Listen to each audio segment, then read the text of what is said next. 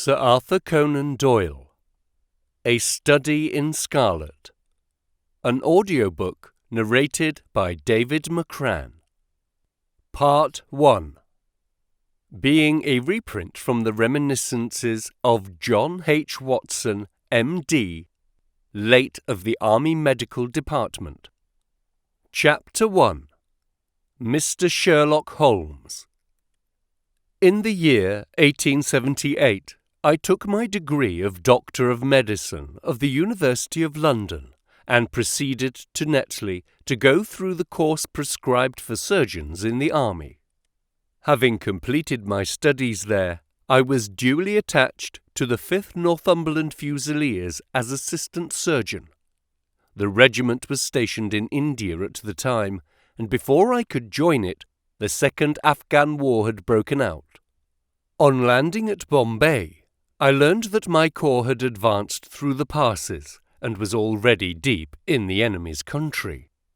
I followed, however, with many other officers who were in the same situation as myself, and succeeded in reaching Kandahar in safety, where I found my regiment and at once entered upon my new duties. The campaign brought honours and promotion to many, but for me it had nothing but misfortune and disaster. I was removed from my brigade and attached to the Berkshires, with whom I served at the fatal Battle of Maiwand. There I was struck on the shoulder by a Jezail bullet, which shattered the bone and grazed the subclavicle artery. I should have fallen into the hands of the murderous Ghazis had it not been for the devotion and courage shown by Murray, my orderly, who threw me across a pack-horse and succeeded in bringing me safely to the British lines. Worn with pain and weak from the prolonged hardships which I had undergone, I was removed with a great train of wounded sufferers to the base hospital at Peshawar. Here I rallied, and had already improved so far as to be able to walk about the wards, and even to bask a little upon the veranda, when I was struck down by enteric fever, that curse of our Indian possessions. For months my life was despaired of, and when at last I came to myself and became convalescent, I was so weak and emaciated that a medical board determined that not a day should be lost in sending me back to England. I was dispatched accordingly in the troop ship Orontes, and landed a month later on Portsmouth jetty, with my health irretrievably ruined, but with permission from a paternal government to spend the next 9 months in attempting to improve it. I had neither kith nor kin in England, and was therefore as free as air, or as free as an income of 11 shillings and 6pence a day will permit a man to be. Under such circumstances, I naturally gravitated to London, that great cesspool into which all the loungers and idlers of the Empire are irresistibly drained. There I stayed for some time at a private hotel in the Strand, leading a comfortless, meaningless existence, and spending such money as I had, considerably more freely than I ought. So alarming did the state of my finances become, that I soon realized that I must either leave the metropolis and rusticate somewhere in the country, or that I must make a complete alteration in my style of living. Choosing the latter alternative, I began by making up my mind to leave the hotel and to take up my quarters in some less pretentious and less expensive domicile. On the very day that I had come to this conclusion, I was standing at the Criterion bar when someone tapped me on the shoulder, and turning round, I recognized young Stamford, who had been a dresser under me at Bart's. The sight of a friendly face in the great wilderness of London is a pleasant thing indeed to a lonely man. In old days, Stamford had never been a particular crony of mine, but now I hailed him with enthusiasm, and he, in his turn, appeared to be delighted to see me. In the exuberance of my joy, I asked him to lunch with me at the Holborn, and we started off together in a hansom.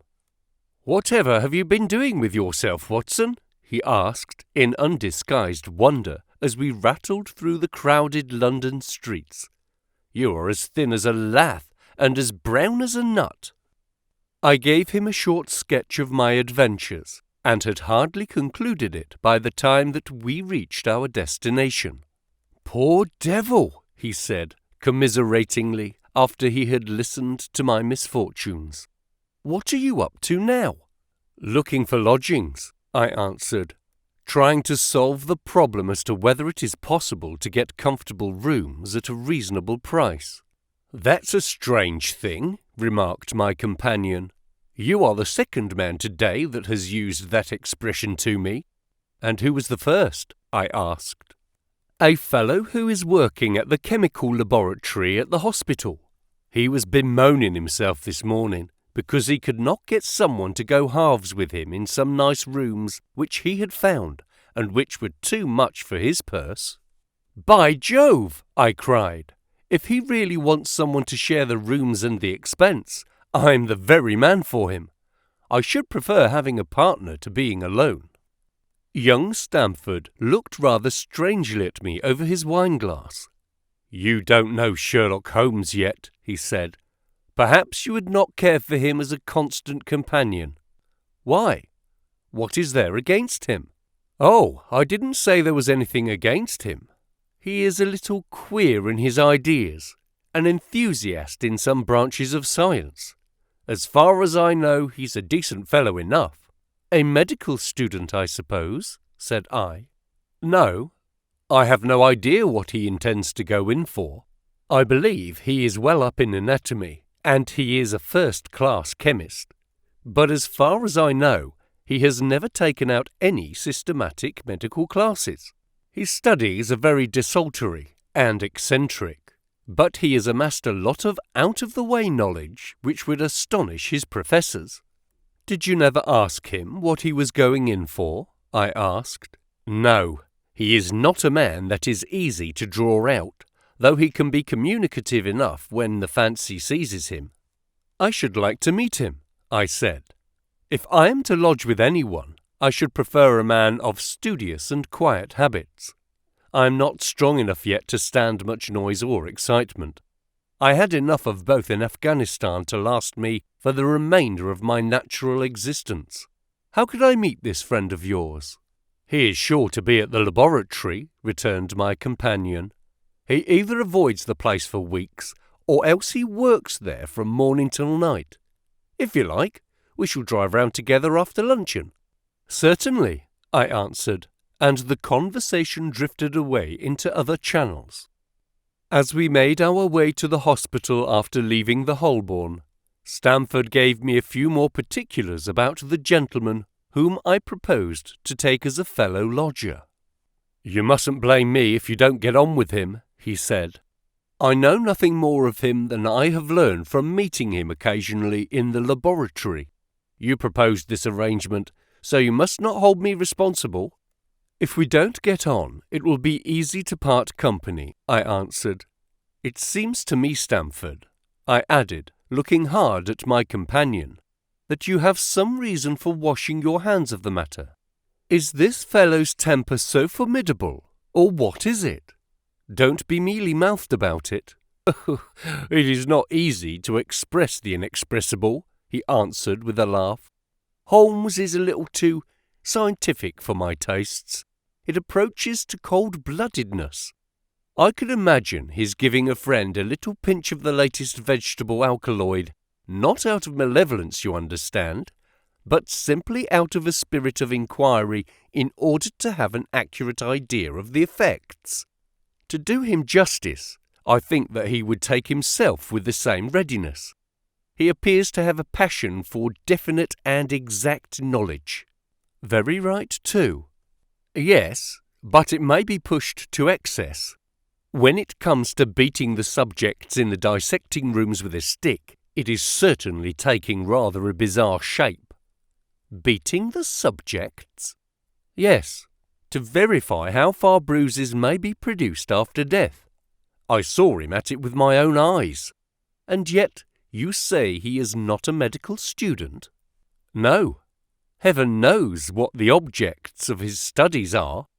But here we are, and you must form your own impressions about him. As he spoke, we turned down a narrow lane and passed through a small side door, which opened into a wing of the great hospital. It was familiar ground to me, and I needed no guiding as we ascended the bleak stone staircase and made our way down the long corridor with its vista of whitewashed walls and dun-coloured doors. Near the further end, a low-arched passage branched away from it and led to the chemical laboratory. This was a lofty chamber, lined and littered with countless bottles. Broad, low tables were scattered about, which bristled with retorts, test tubes, and little Bunsen lamps with their blue flickering flames. There was only one student in the room who was bending over a distant table, absorbed in his work. At the sound of our steps, he glanced round and sprang to his feet with a cry of pleasure. "I've found it! I've found it!" he shouted to my companion, running towards us with a test tube in his hand. "I have found a reagent which is precipitated by hemoglobin, and by nothing else." Had he discovered a gold mine, greater delight could not have shone upon his features. "Dr. Watson, Mr. Sherlock Holmes," said Stamford, introducing us. "How are you?" he said cordially, gripping my hand with a strength for which I should hardly have given him credit. "You have been in Afghanistan, I perceive." "How on earth did you know that?" I asked in astonishment. "Never mind," he said, chuckling to himself. "The question now is about hemoglobin. No doubt you see the significance of this discovery of mine." "It is interesting, chemically no doubt," I answered. "But practically?" "Why, man, it is the most practical medico-legal discovery for years. Don't you see that it gives us an infallible test for bloodstains? Come over here now." He seized me by the coat sleeve in his eagerness and drew me over to the table at which he had been working. "Let us have some fresh blood," said he, digging a long bodkin into his finger and drawing off the resulting drop of blood in a chemical pipette. "Now, I add this small quantity of blood to a litre of water. You perceive that the resulting mixture has the appearance of pure water. The proportion of blood cannot be more than 1 in a million. I have no doubt, however, that we shall be able to obtain the characteristic reaction." As he spoke, he threw into the vessel a few white crystals and then added some drops of a transparent fluid. In an instant, the contents assumed a dull mahogany colour, and a brownish dust was precipitated to the bottom of the glass jar. "Ha ha!" he cried, clapping his hands and looking as delighted as a child with a new toy. "What do you think of that?" "It seems to be a very delicate test," I remarked. "Beautiful, beautiful. The old Guiacum test is very clumsy and uncertain. So is the microscopic examination for blood corpuscles.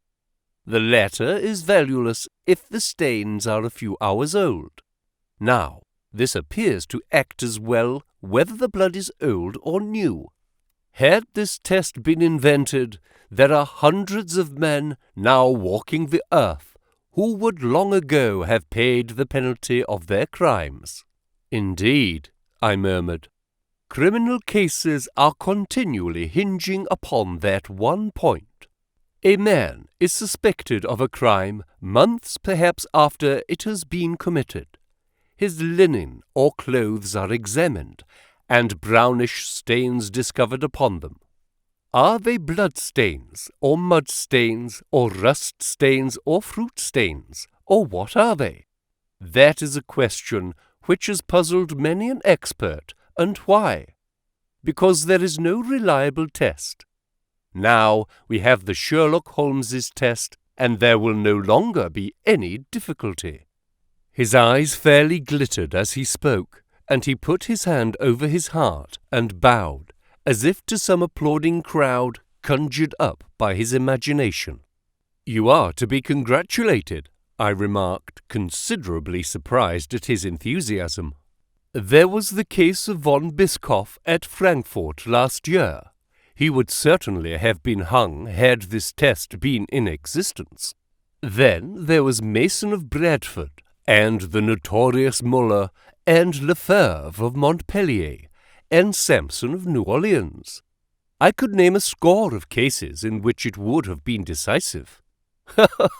"You seem to be a walking calendar of crime," said Stamford with a laugh.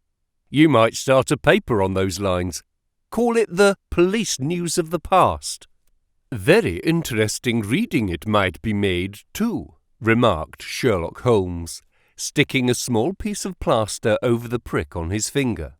"I have to be careful," he continued, turning to me with a smile, "for I dabble with poisons a good deal." He held out his hand as he spoke, and I noticed that it was all mottled over with similar pieces of plaster and discoloured with strong acids. "We came here on business," said Stamford, sitting down on a high three-legged stool and pushing another one in my direction with his foot. "My friend here wants to take diggings, and as you were complaining that you could get no one to go halves with you, I thought that I'd better bring you together." Sherlock Holmes seemed delighted at the idea of sharing his rooms with me. "I have my eye on a suite in Baker Street," he said, "which would suit us down to the ground. Now you don't mind the smell of strong tobacco, I hope?" "I always smoke ships myself," I answered. "That's good enough. I generally have chemicals about, and occasionally do experiments. Would that annoy you?" "By no means." "Let me see. What are my other shortcomings? I get in the dumps at times, and don't open my mouth for days on end. You must not think I am sulky when I do that. Just let me alone, and I'll soon be right. What have you to confess now? It's just as well for two fellows to know the worst of one another before they begin to live together." I laughed at this cross-examination. "I keep a bullpup," I said, "and I object to rows because my nerves are shaken, and I get up at all sorts of ungodly hours, and I am extremely lazy. I have another set of vices when I'm well, but those are the principal ones at present." "Do you include violin playing in your category of rows?" he asked anxiously. "It depends on the player," I answered. "A well-played violin is a treat for the gods. A badly played one—" "Oh, that's all right then," he cried with a merry laugh. "I think we may consider the thing as settled. That is, if the rooms are agreeable to you. When shall we see them?" "Call for me here at noon tomorrow, and we'll go together and settle everything," he answered. "All right, noon exactly," I said, shaking his hand. We left him working among his chemicals, and we walked together towards my hotel. "By the way," I asked suddenly, stopping and turning upon Stamford, "how the deuce did he know that I had come from Afghanistan?" My companion smiled an enigmatic smile. "That's just his little peculiarity," he said. "A good many people have wanted to know how he finds things out." "Oh, a mystery, is it?" I cried, rubbing my hands. "This is very piquant. I am much obliged to you for bringing us together. The proper study of mankind is man, you know." "You must study him then," Stamford said, as he bade me good-bye. "You'll find him a knotty problem, though. I'll wager he learns more about you than you about him. Goodbye." "Goodbye," I answered, and strolled on to my hotel, considerably interested in my new acquaintance.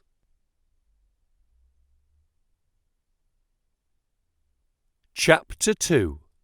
The Science of Deduction. We met next day as he had arranged and inspected the rooms at number 221B Baker Street, of which he had spoken at our meeting. They consisted of a couple of comfortable bedrooms and a single large airy sitting room, cheerfully furnished and illuminated by two broad windows. So desirable in every way were the apartments, and so moderate did the terms seem when we divided between us, that the bargain was concluded upon the spot, and we at once entered into possession. That very evening I moved my things round from the hotel, and on the following morning Sherlock Holmes followed me with several boxes and portmanteaus. For a day or two we were busily employed in unpacking and laying out our property to the best advantage. That done, we gradually began to settle down and to accommodate ourselves to our new surroundings. Holmes was certainly not a difficult man to live with. He was quiet in his ways, and his habits were regular. It was rare for him to be up after 10 at night, and he had invariably breakfasted and gone out before I rose in the morning. Sometimes he spent his day at the chemical laboratory, sometimes in the dissecting rooms, and occasionally in long walks, which appeared to take him into the lowest portions of the city. Nothing could exceed his energy when the working fit was upon him, but now and again a reaction would seize him, and for days on end he would lie upon the sofa in the sitting-room, hardly uttering a word or moving a muscle from morning to night. On these occasions I have noticed such a dreamy, vacant expression in his eyes, that I might have suspected him of being addicted to the use of some narcotic, had not the temperance and cleanliness of his whole life forbidden such a notion. As the weeks went by, my interest in him and my curiosity as to his aims in life gradually deepened and increased. His very person and appearance was such as to strike the attention of the most casual observer. In height he was rather over 6 feet, and so excessively lean that he seemed to be considerably taller. His eyes were sharp and piercing, save during those intervals of torpor which I have alluded, and his thin, hawk-like nose gave his whole expression an air of alertness and decision. His chin, too, had the prominence and squareness which mark the man of determination.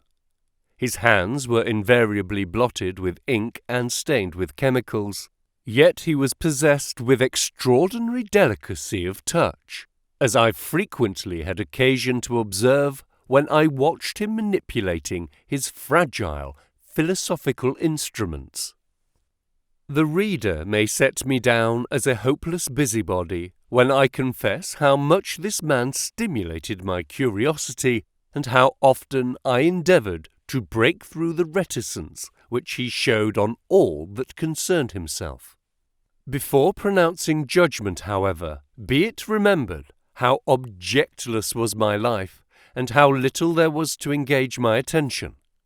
My health forbade me from venturing out unless the weather was exceptionally genial, and I had no friends who would call upon me and break the monotony of my daily existence. Under these circumstances, I eagerly hailed the little mystery which hung around my companion, and spent much of my time in endeavouring to unravel it. He was not studying medicine. He had himself, in reply to a question, confirmed Stanford's opinion upon that point. Neither did he appear to have pursued any course of reading which might fit him for a degree in science, or any other recognized portal which would give him an entrance into the learned world. Yet his zeal for certain studies was remarkable, and within eccentric limits his knowledge was so extraordinarily ample and minute that his observations have fairly astounded me. Surely no man would work so hard to attain such precise information unless he had some definite end in view.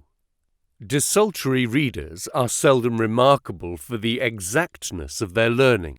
No man burdens his mind with small matters unless he has some very good reason for doing so. His ignorance was as remarkable as his knowledge. Of contemporary literature, philosophy, and politics, he appeared to know next to nothing. Upon my quoting Thomas Carlyle, he inquired in the naivest way who he might be and what he had done.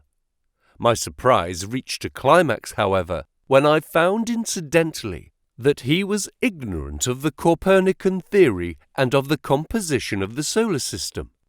That any civilized human being in this 19th century should not be aware that the earth travelled round the sun appeared to be, to me, such an extraordinary fact that I could hardly realize it. "You appear to be astonished," he said, smiling at my expression of surprise. "Now that I do know, I shall do my best to forget it." "To forget it?" "You see," he explained, "I consider that a man's brain originally is like a little empty attic, and you have to stock it with such furniture as you choose. A fool takes in all the lumber of every sort that he comes across, so that the knowledge which might be useful to him gets crowded out, or at best is jumbled up with a lot of other things, so he has difficulty in laying his hands upon it. Now the skilful workman is very careful indeed as to what he takes into his brain attic. He will have nothing but the tools which may help him in doing his work, but of these he has a large assortment, and all in the most perfect order. It is a mistake to think that that little room has elastic walls, and can distend to any extent.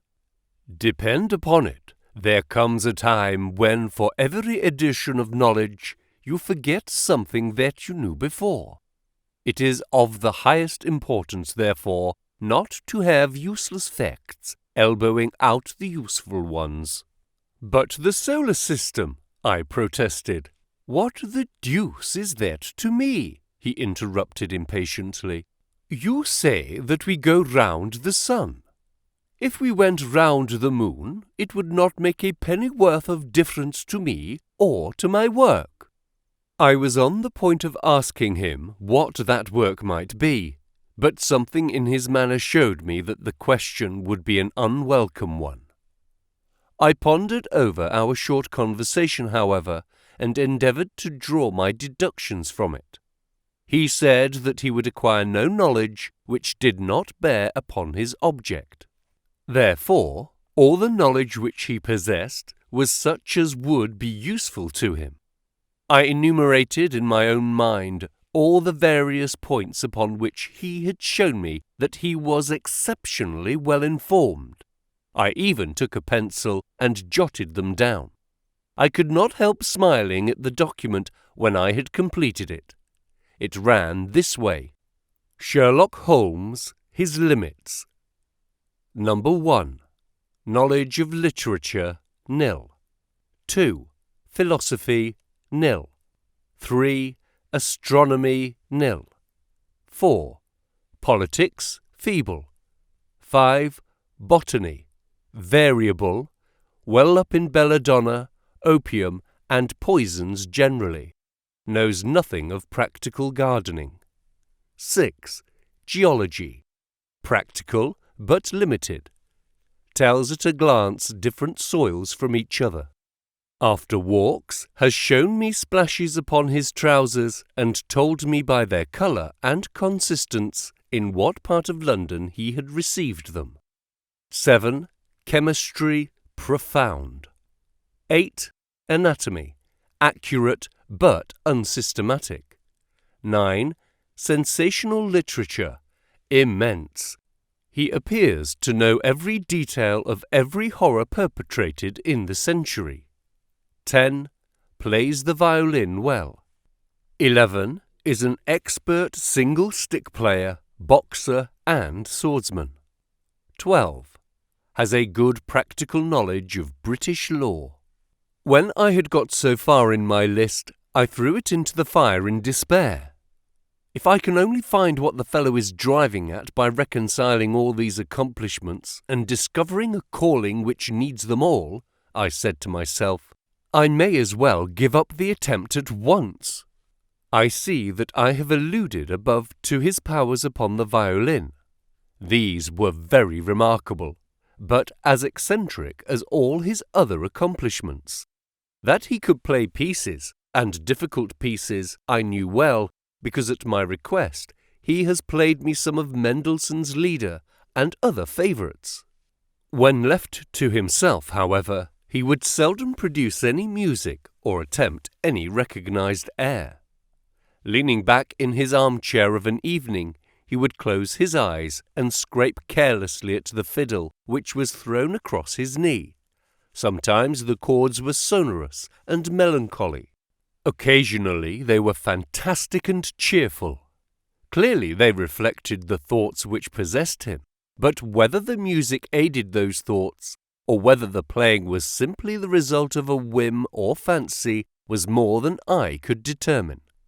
I might have rebelled against these exasperating solos had it not been that he usually terminated them by playing in quick succession a whole series of my favourite airs, as a slight compensation for the trial upon my patience.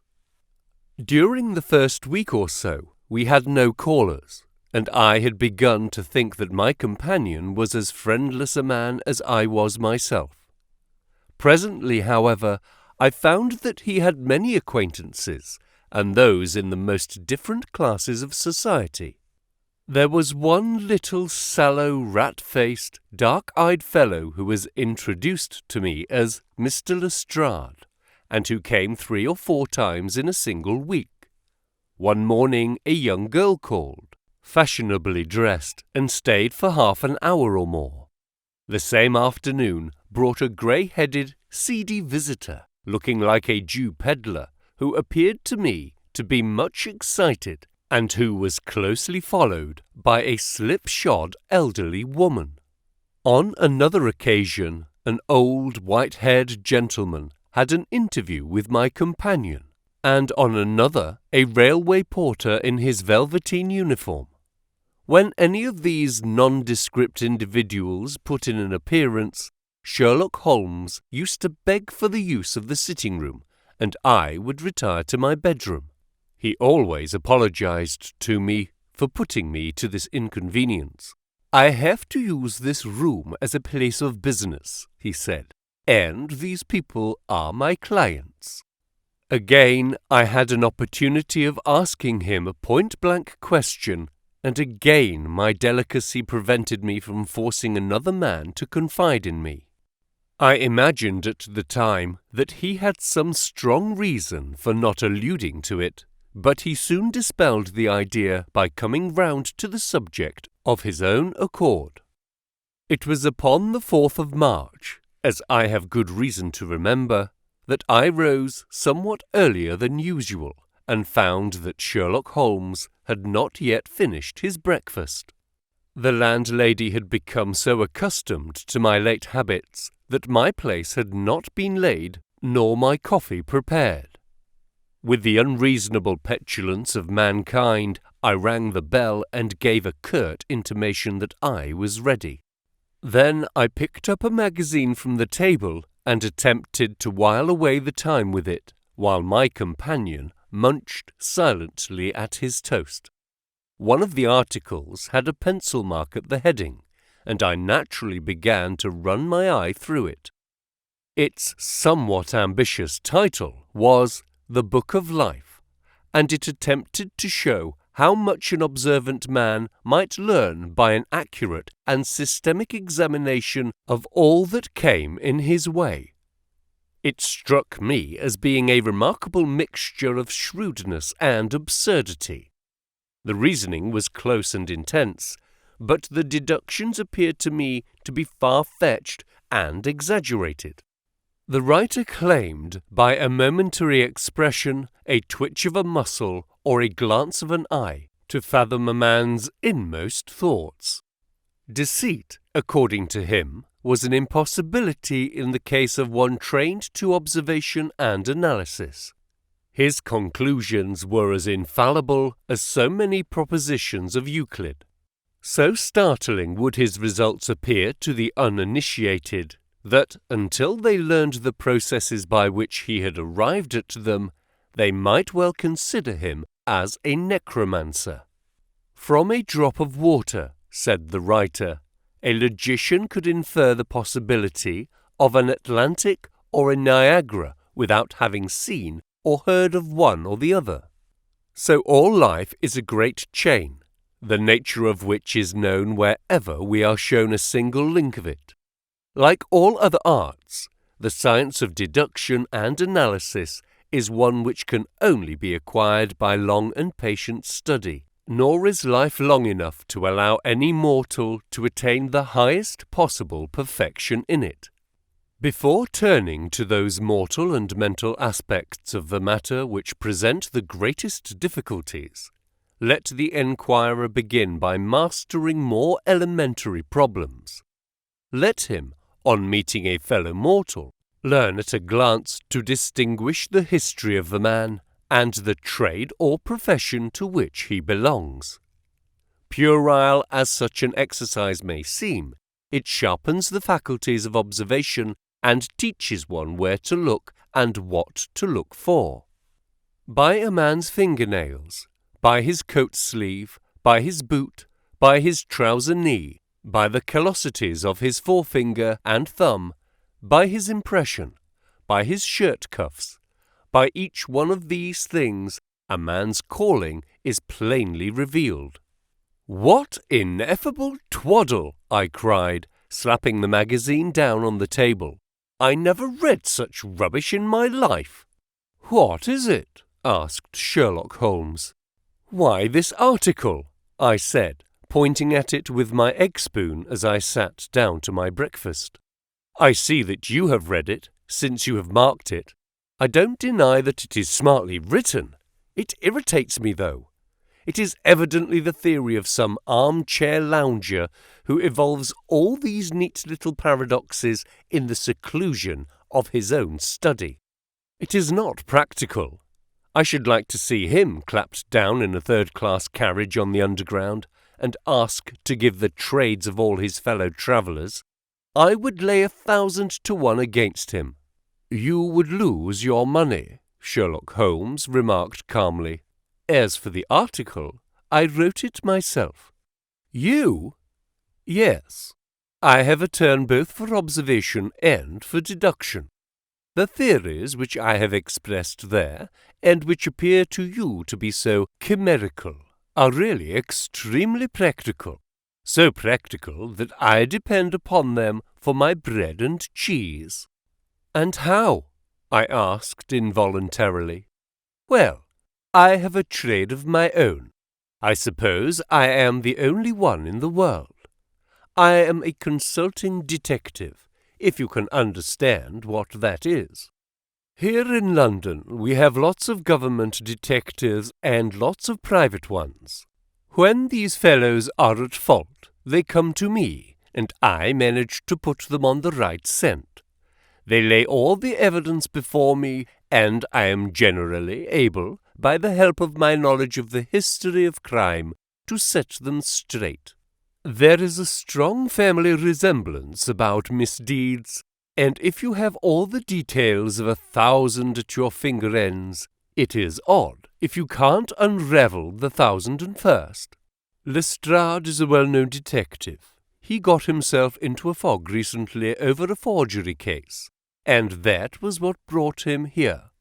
And these other people, they are mostly sent on by private inquiry agencies.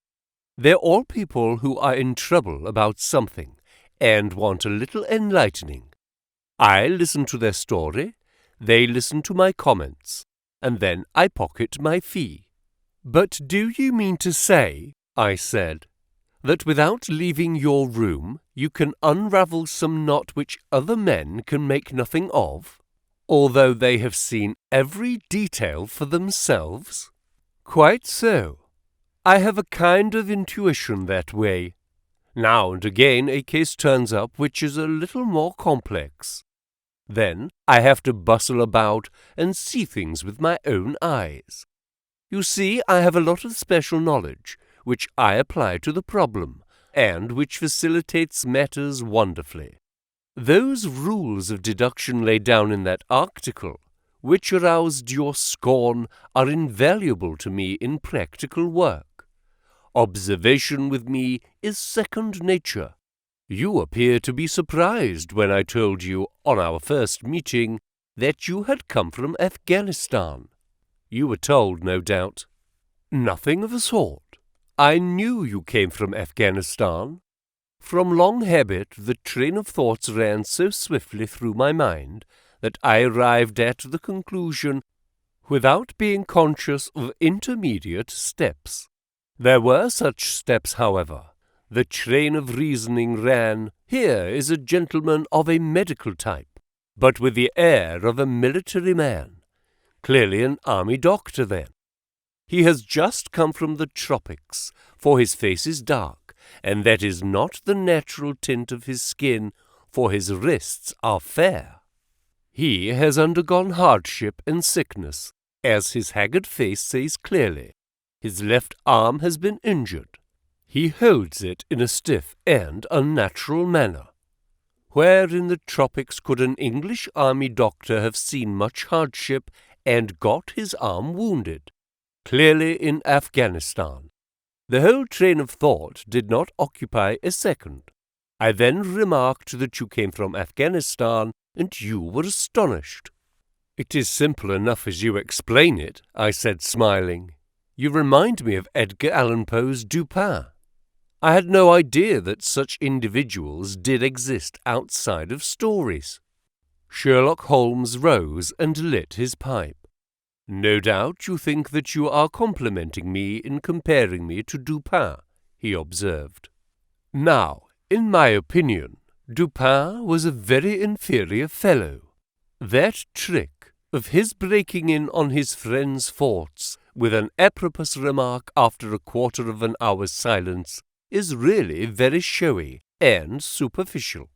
He had some analytical genius, no doubt, but he was by no means such a phenomenon as Poe appeared to imagine.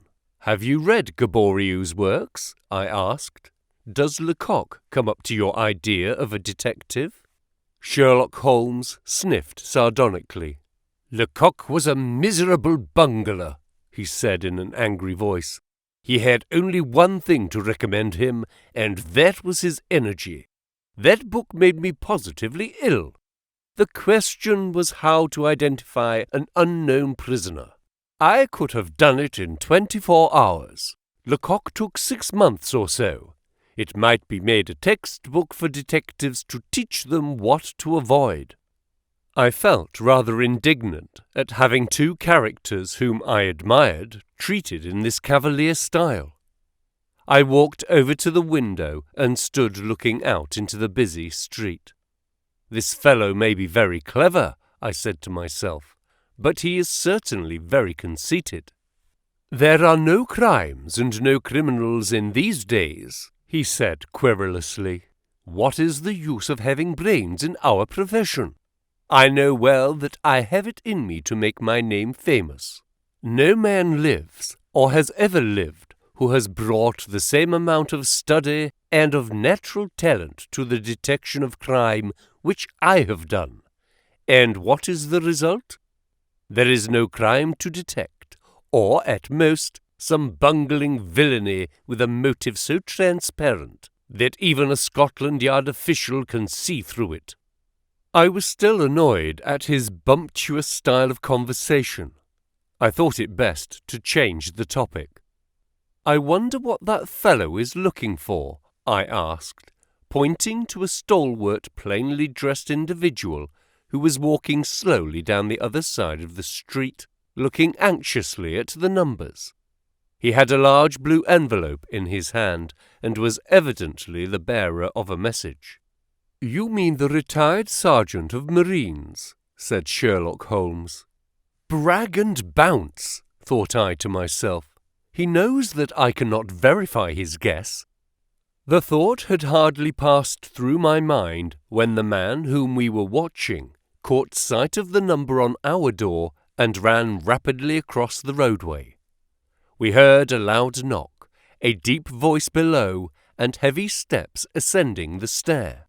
"For Mr. Sherlock Holmes," he said, stepping into the room and handing my friend the letter. Here was an opportunity of taking the conceit out of him. He little thought of this when he made that random shot. "May I ask, my lad," I said in the blandest voice, "what your trade may be?" "Commissionaire, sir," he said gruffly. "Uniform away for repairs." "And you were?" I asked, with a slightly malicious glance at my companion. "A sergeant, sir. Royal Marine Light Infantry, sir." "No answer. Right, sir." He clicked his heels together, raised his hand in a salute, and was gone. Chapter 3. The Lauriston Garden Mystery. I confess that I was considerably startled by this fresh proof of the practical nature of my companion's theories. My respect for his powers of analysis increased wondrously. There still remained some lurking suspicion in my mind, however, that the whole thing was a prearranged episode, intended to dazzle me, though what earthly object he could have in taking me in was past my comprehension. When I looked at him, he had finished reading the note, and his eyes had assumed the vacant, lacklustre expression which showed mental abstraction. "How in the world did you deduce that?" I asked. "Deduce what?" said he petulantly. "Why, that he was a retired sergeant of marines." "I have no time for trifles," he answered brusquely. Then with a smile, "Excuse my rudeness. You broke the thread of my thoughts, but perhaps it is as well. So, you actually were not able to see that that man was a sergeant of marines?" "No, indeed." "It was easier to know it than to explain why I knew it. If you were asked to prove that 2 and 2 made 4, you might find some difficulty, and yet you are quite sure of the fact. Even across the street I could see a great blue anchor tattooed on the back of the fellow's hand. That smacked of the sea. He had a military carriage, however, and regulation side whiskers. There we have the marine. He was a man of some amount of self-importance, and a certain air of command. You must have observed the way in which he held his head and swung his cane. A steady, respectable middle-aged man, too, on the face of him, all facts which led me to believe that he had been a sergeant." "Wonderful!" I ejaculated. "Commonplace," said Holmes, though I thought from his expression that he was pleased at my evident surprise and admiration. "I said just now that there were no criminals. It appears that I am wrong. Look at this." He threw me over the note which the commissionaire had brought. "Why," I cried as I cast my eye over it, "this is terrible." "It does seem to be a little out of the common," he remarked calmly. "Would you mind reading it to me aloud?" This is the letter which I read to him. "My dear Mr. Sherlock Holmes, there has been a bad business during the night at 3 Lauriston Gardens off the Brixton Road. Our man on the beat saw a light there about 2 in the morning, and as the house was an empty one, suspected that something was amiss. He found the door open, and in the front room, which is bare of furniture, discovered the body of a gentleman, well dressed, and having cards in his pocket bearing the name of Enoch J. Drebber, Cleveland, Ohio, USA. There had been no robbery, nor is there any evidence as to how the man met his death. There are marks of blood in the room, but there is no wound upon the person. We are at a loss as to how he came into the empty house. Indeed, the whole affair is a puzzler. If you can come round to the house any time before 12, you will find me there. I have left everything in statu quo until I hear from you. If you are unable to come, I shall give you fuller details, and would esteem it a great kindness if you would favour me with your opinion. Yours faithfully, Tobias Gregson. Gregson is the smartest of the Scotland Yarders, my friend remarked. He and Lestrade are the pick of a bad lot. They are both quick and energetic, but conventional, shockingly so. They have their knives into one another too. They are as jealous as a pair of professional beauties. There will be some fun over this case if they are both put upon the scent. I was amazed at the calm way in which he rippled on. Surely there is not a moment to be lost, I cried. Shall I go and order you a cab? I am not sure about whether I shall go. I am the most incurable lazy devil that ever stood in shoe leather. That is when the fit is on me, for I can be spry enough at times. Why, it is just such a chance as you have been longing for. My dear fellow, what does it matter to me? Supposing I unravelled the whole matter, you may be sure that Gregson, Lestrade and Co. will pocket all the credit. That comes of being an unofficial personage. But he begs you to help him. Yes, he knows that I am his superior, and acknowledges it to me. But he would cut his tongue out before he would own it to any third person. However, we may as well go and have a look. I shall work it out on my own hook. I may have a laugh at them if I have nothing else. Come on. He hustled on his overcoat and bustled about in a way that showed that an energetic fit had superseded the apathetic one. Get your hat, he said. You wish me to come? Yes, if you have nothing better to do. A minute later we were both in a hansom, driving furiously for the Brixton Road. It was a foggy, cloudy morning, and a dun-coloured veil hung over the housetops, looking like the reflection of the mud-coloured streets beneath. My companion was in the best of spirits, and prattled away about Cremona fiddles, and the difference between a Stradivarius and an Amati.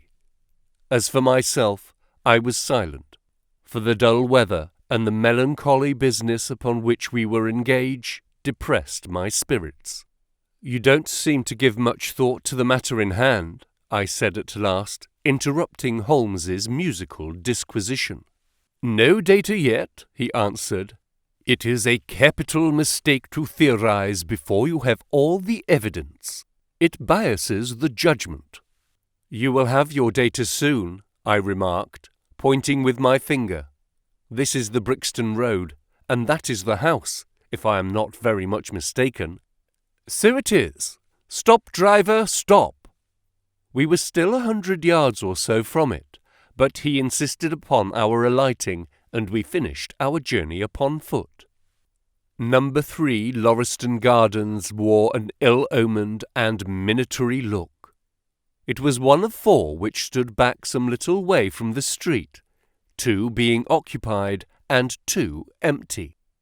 The latter looked out with 3 tiers of vacant melancholy windows, which were blank and dreary, save that here and there a "To Let" card had developed like a cataract upon the bleared panes. A small garden, sprinkled over with a scattered eruption of sickly plants, separated each of the houses from the street, and was traversed by a narrow pathway, yellowish in colour, and consisting apparently of a mixture of clay and gravel. The whole place was very sloppy from the rain which had fallen through the night. The garden was bounded by a 3-foot brick wall with a fringe of wood rails upon the top, and against this wall was leaning a stalwart police constable, surrounded by a small knot of loafers who craned their necks and strained their eyes in the vain hope of catching some glimpse of the proceedings within. I had imagined that Sherlock Holmes would at once have hurried into the house and plunged into a study of the mystery. Nothing appeared to be further from his intention. With an air of nonchalance which, under the circumstances, seemed to me to border upon affectation.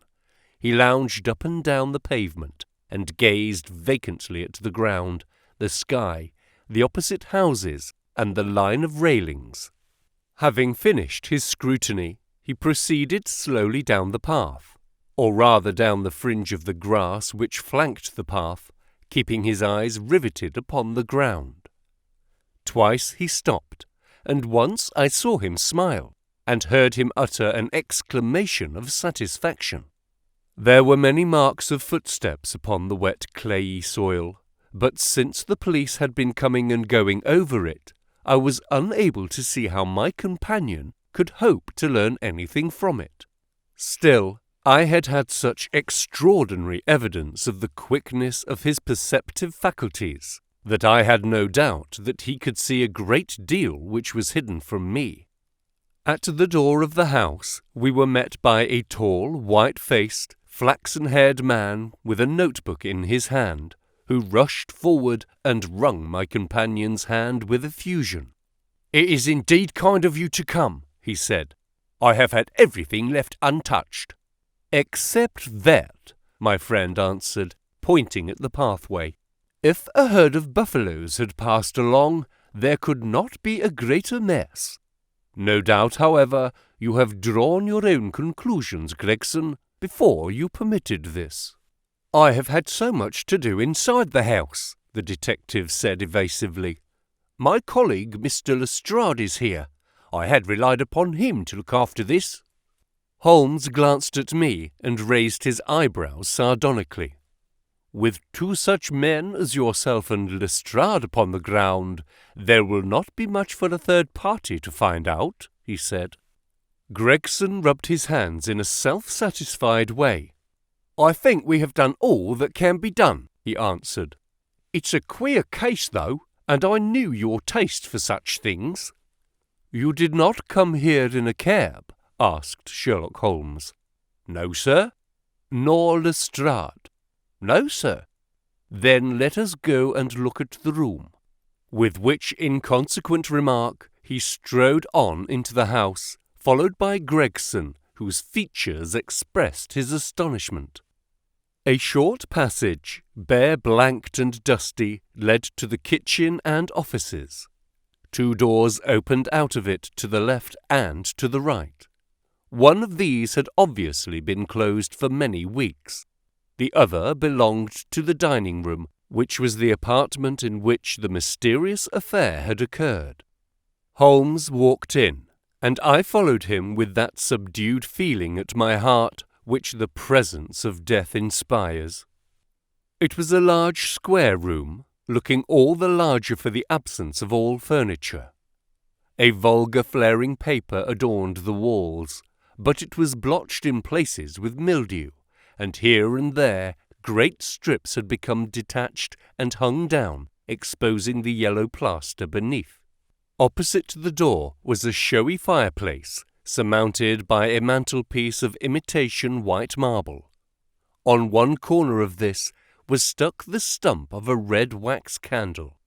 The solitary window was so dirty that the light was hazy and uncertain, giving a dull grey tinge to everything, which was intensified by the thick layer of dust which coated the whole apartment. All these details I observed afterwards.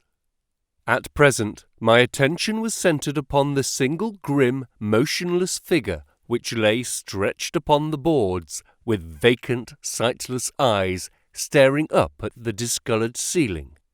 It was that of a man about 43 or 44 years of age, middle-sized, broad-shouldered, with crisp, curling black hair and a short, stubbly beard. He was dressed in a heavy broadcloth frock-coat and waistcoat, with light-coloured trousers and immaculate collar and cuffs. A top hat, well brushed and trim, was placed upon the floor beside him. His hands were clenched and his arms thrown abroad, while his lower limbs were interlocked as though his death struggle had been a grievous one. On his frigid face there stood an expression of horror, and, as it seemed to me, of hatred, such as I have never seen upon human features. This malignant and terrible contortion, combined with the low forehead, blunt nose, and prognathous jaw, gave the dead man a singularly simious and ape-like appearance, which was increased by his writhing, unnatural posture. I have seen death in many forms, but never has it appeared to me in a more fearsome aspect than in that dark, grimy apartment which looked out upon one of the main arteries of suburban London. Lestrade, lean and ferret-like as ever, was standing by the doorway, and greeted my companion and myself. "This case will make a stir, sir," he remarked. "It beats anything I have seen, and I am no chicken." "There is no clue," said Gregson. "None at all," chimed in Lestrade. Sherlock Holmes approached the body, and, kneeling down, examined it intently. "You are sure that there is no wound?" he asked, pointing to numerous gouts and splashes of blood which lay all round. "Positive!" cried both detectives. "Then, of course, this blood belongs to a second individual, presumably the murderer, if murder has been committed. It reminds me of the circumstances attendant on the death of Van Jansen in Utrecht in the year 34. Do you remember the case, Gregson?" "No, sir." "Read it up. You really should. There is nothing new under the sun. It has all been done before." As he spoke, his nimble fingers were flying here, there, and everywhere, feeling, pressing, unbuttoning, examining, while his eyes wore the same far-away expression which I have already remarked upon.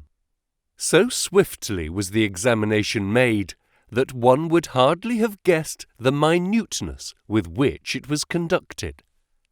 Finally, he sniffed the dead man's lips, and then glanced at the soles of his patent leather boots.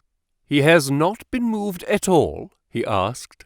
"No more than was necessary for the purposes of our examination." "You can take him to the mortuary now," he said. "There is nothing more to be learned." Gregson had a stretcher and 4 men at hand. At his call they entered the room, and the stranger was lifted and carried out. As they raised him, a ring tinkled down and rolled across the floor.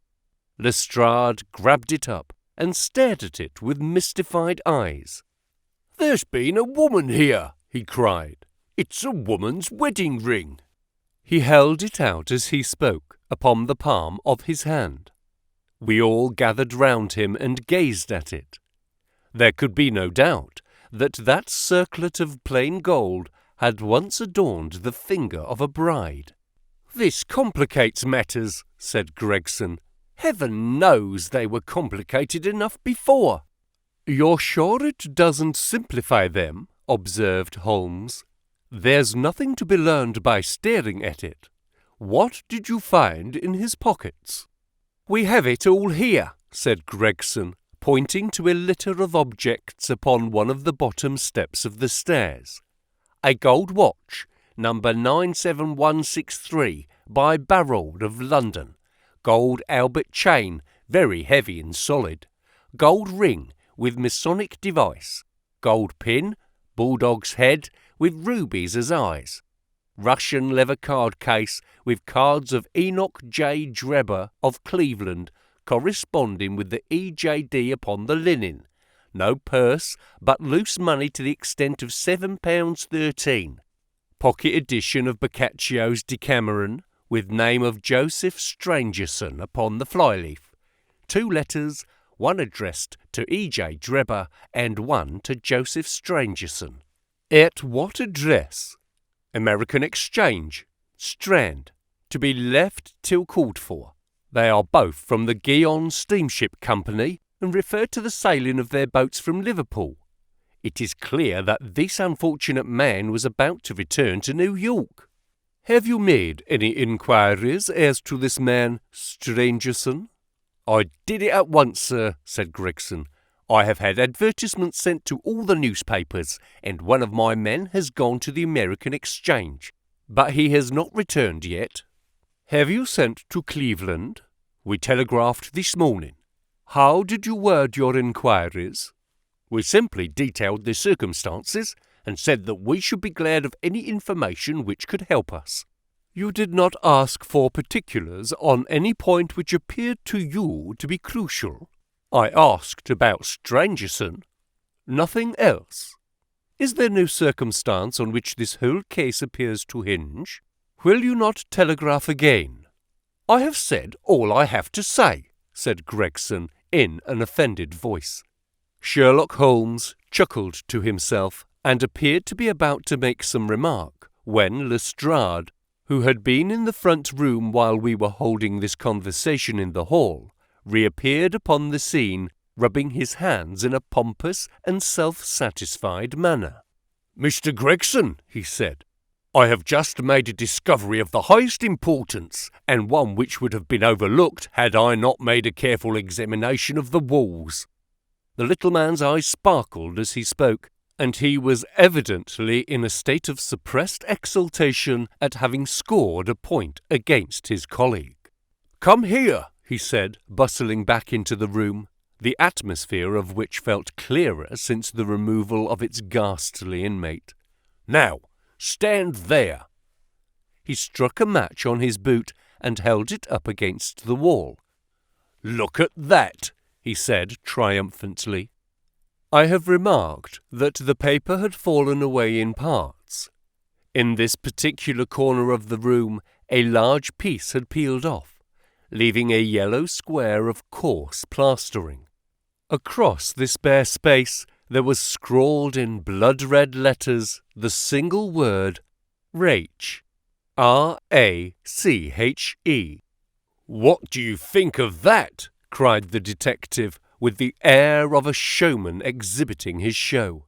This was overlooked because it was in the darkest corner of the room, and no one thought of looking there.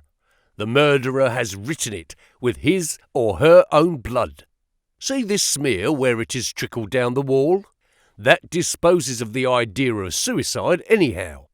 Why was that corner chosen to write it on? I will tell you. See that candle on the mantelpiece? It was lit at the time, and if it was lit this corner would be the brightest instead of the darkest portion of the wall. And what does it mean now that you have found it? Asked Gregson in a depreciatory voice. Mean? Why, it means that the writer was going to put the female name Rachel, but was disturbed before he or she had time to finish. You mark my words, when this case comes to be cleared up, you will find that a woman named Rachel has something to do with it. It's all very well for you to laugh, Mr. Sherlock Holmes. You may be very smart and clever, but the old hound is the best, when all is said and done. I really beg your pardon, said my companion, who had ruffled the little man's temper by bursting into an explosion of laughter. Oh, you certainly have the credit of being the first of us to find this out, and, as you say, it bears every mark of having been written by the other participant in last night's mystery. I have not had time to examine this room yet, but with your permission I shall do so now. As he spoke, he whipped a tape measure and a large round magnifying glass from his pocket. With these two implements, he trotted noiselessly about the room, sometimes stopping, occasionally kneeling, and once lying flat upon his face. So engrossed was he with his occupation that he appeared to have forgotten our presence, for he chattered away to himself under his breath the whole time, keeping up a running fire of exclamations, groans, whistles, and little cries suggestive of encouragement and of hope. As I watched him, I was irresistibly reminded of a pure-blooded, well-trained foxhound as it dashes backwards and forwards through the covert, whining in its eagerness until it comes across the lost scent.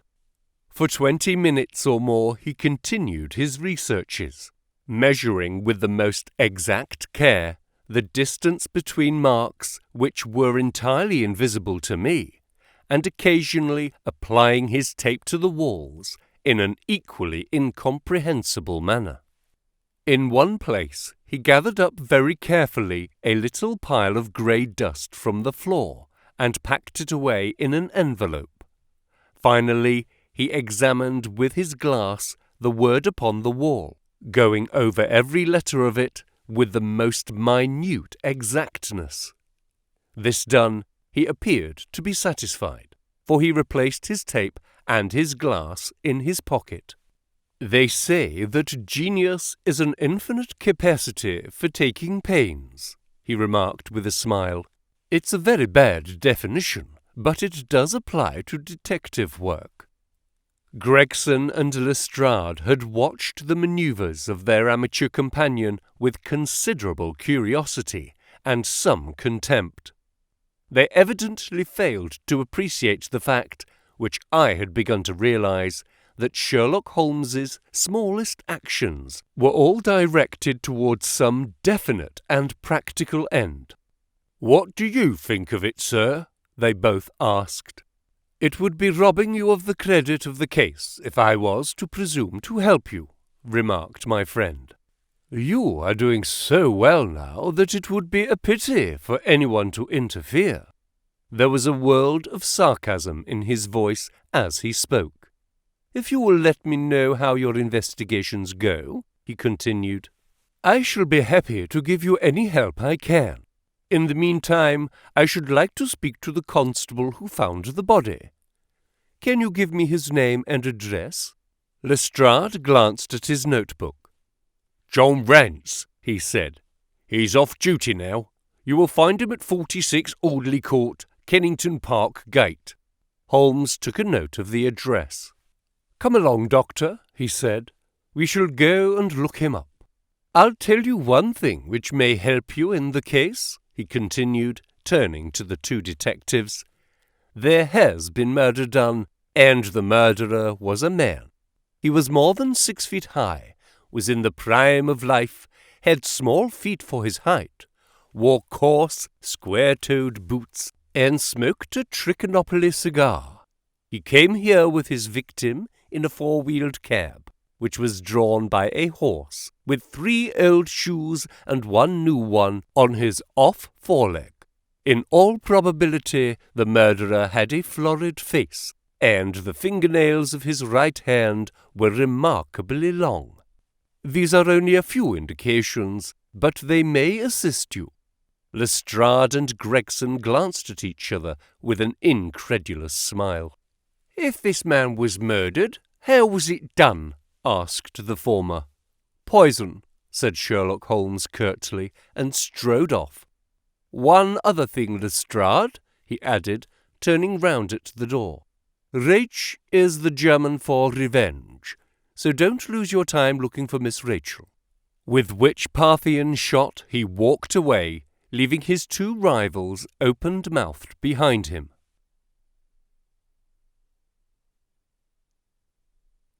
Chapter 4. What John Rance Had to Tell. It was 1 o'clock when we left No. 3 Lauriston Gardens. Sherlock Holmes led me to the nearest telegraph office, whence he dispatched a long telegram. He then hailed a cab and ordered the driver to take us to the address given us by Lestrade. "There is nothing like first-hand evidence," he remarked. "As a matter of fact, my mind is entirely made up upon the case, but still we may as well learn all that is to be learned." "You amaze me, Holmes," said I. "Surely you are not as sure as you pretend to be of all those particulars which you gave?" "There is no room for a mistake," he answered. "The very first thing which I observed on arriving there was that a cab had made 2 ruts with its wheels close to the curb. Now, up to last night, we have had no rain for a week, so that those wheels which left such a deep impression must have been there during the night. There were the marks of the horse's hoofs, too, the outline of one which was far more clearly cut than that of the other three, showing that that was a new shoe. Since the cab was there after the rain began, and was not there at any time during the morning, I have Gregson's word for that, it follows that it must have been there during the night, and therefore that it brought those two individuals to the house. That seems simple enough, said I. But how about the other man's height? Why, the height of a man, in 9 cases out of 10, can be told from the length of his stride. It is a simple calculation enough, though there is no use my boring you with figures.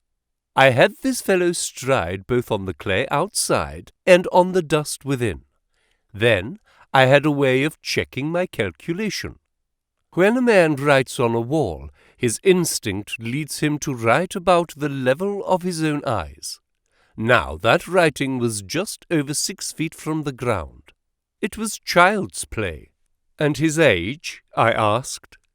Well, if a man can stride 4.5 feet without the smallest effort, he can't be quite in the sere and yellow. That was the breadth of the puddle on the garden walk, which he had evidently walked across. Patent leather boots had gone round, and square toes had hopped over. There is no mystery about it all.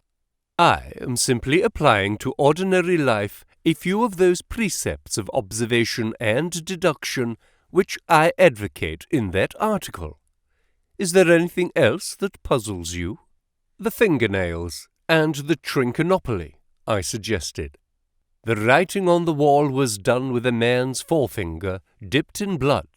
My glass allowed me to observe that the plaster was slightly scratched in doing it, which would not have been the case if the man's nail had been trimmed. I gathered up some scattered ash from the floor. It was dark in colour and flaky. Such an ash is only made by a trichinopoly. I have made a special study of cigar ashes. In fact, I have written a monograph upon the subject. I flatter myself that I can distinguish at a glance the ash of any known brand, either of cigar or of tobacco. It is just in such details that the skilled detective differs from the Gregson and Lestrade type. And the florid face? I asked.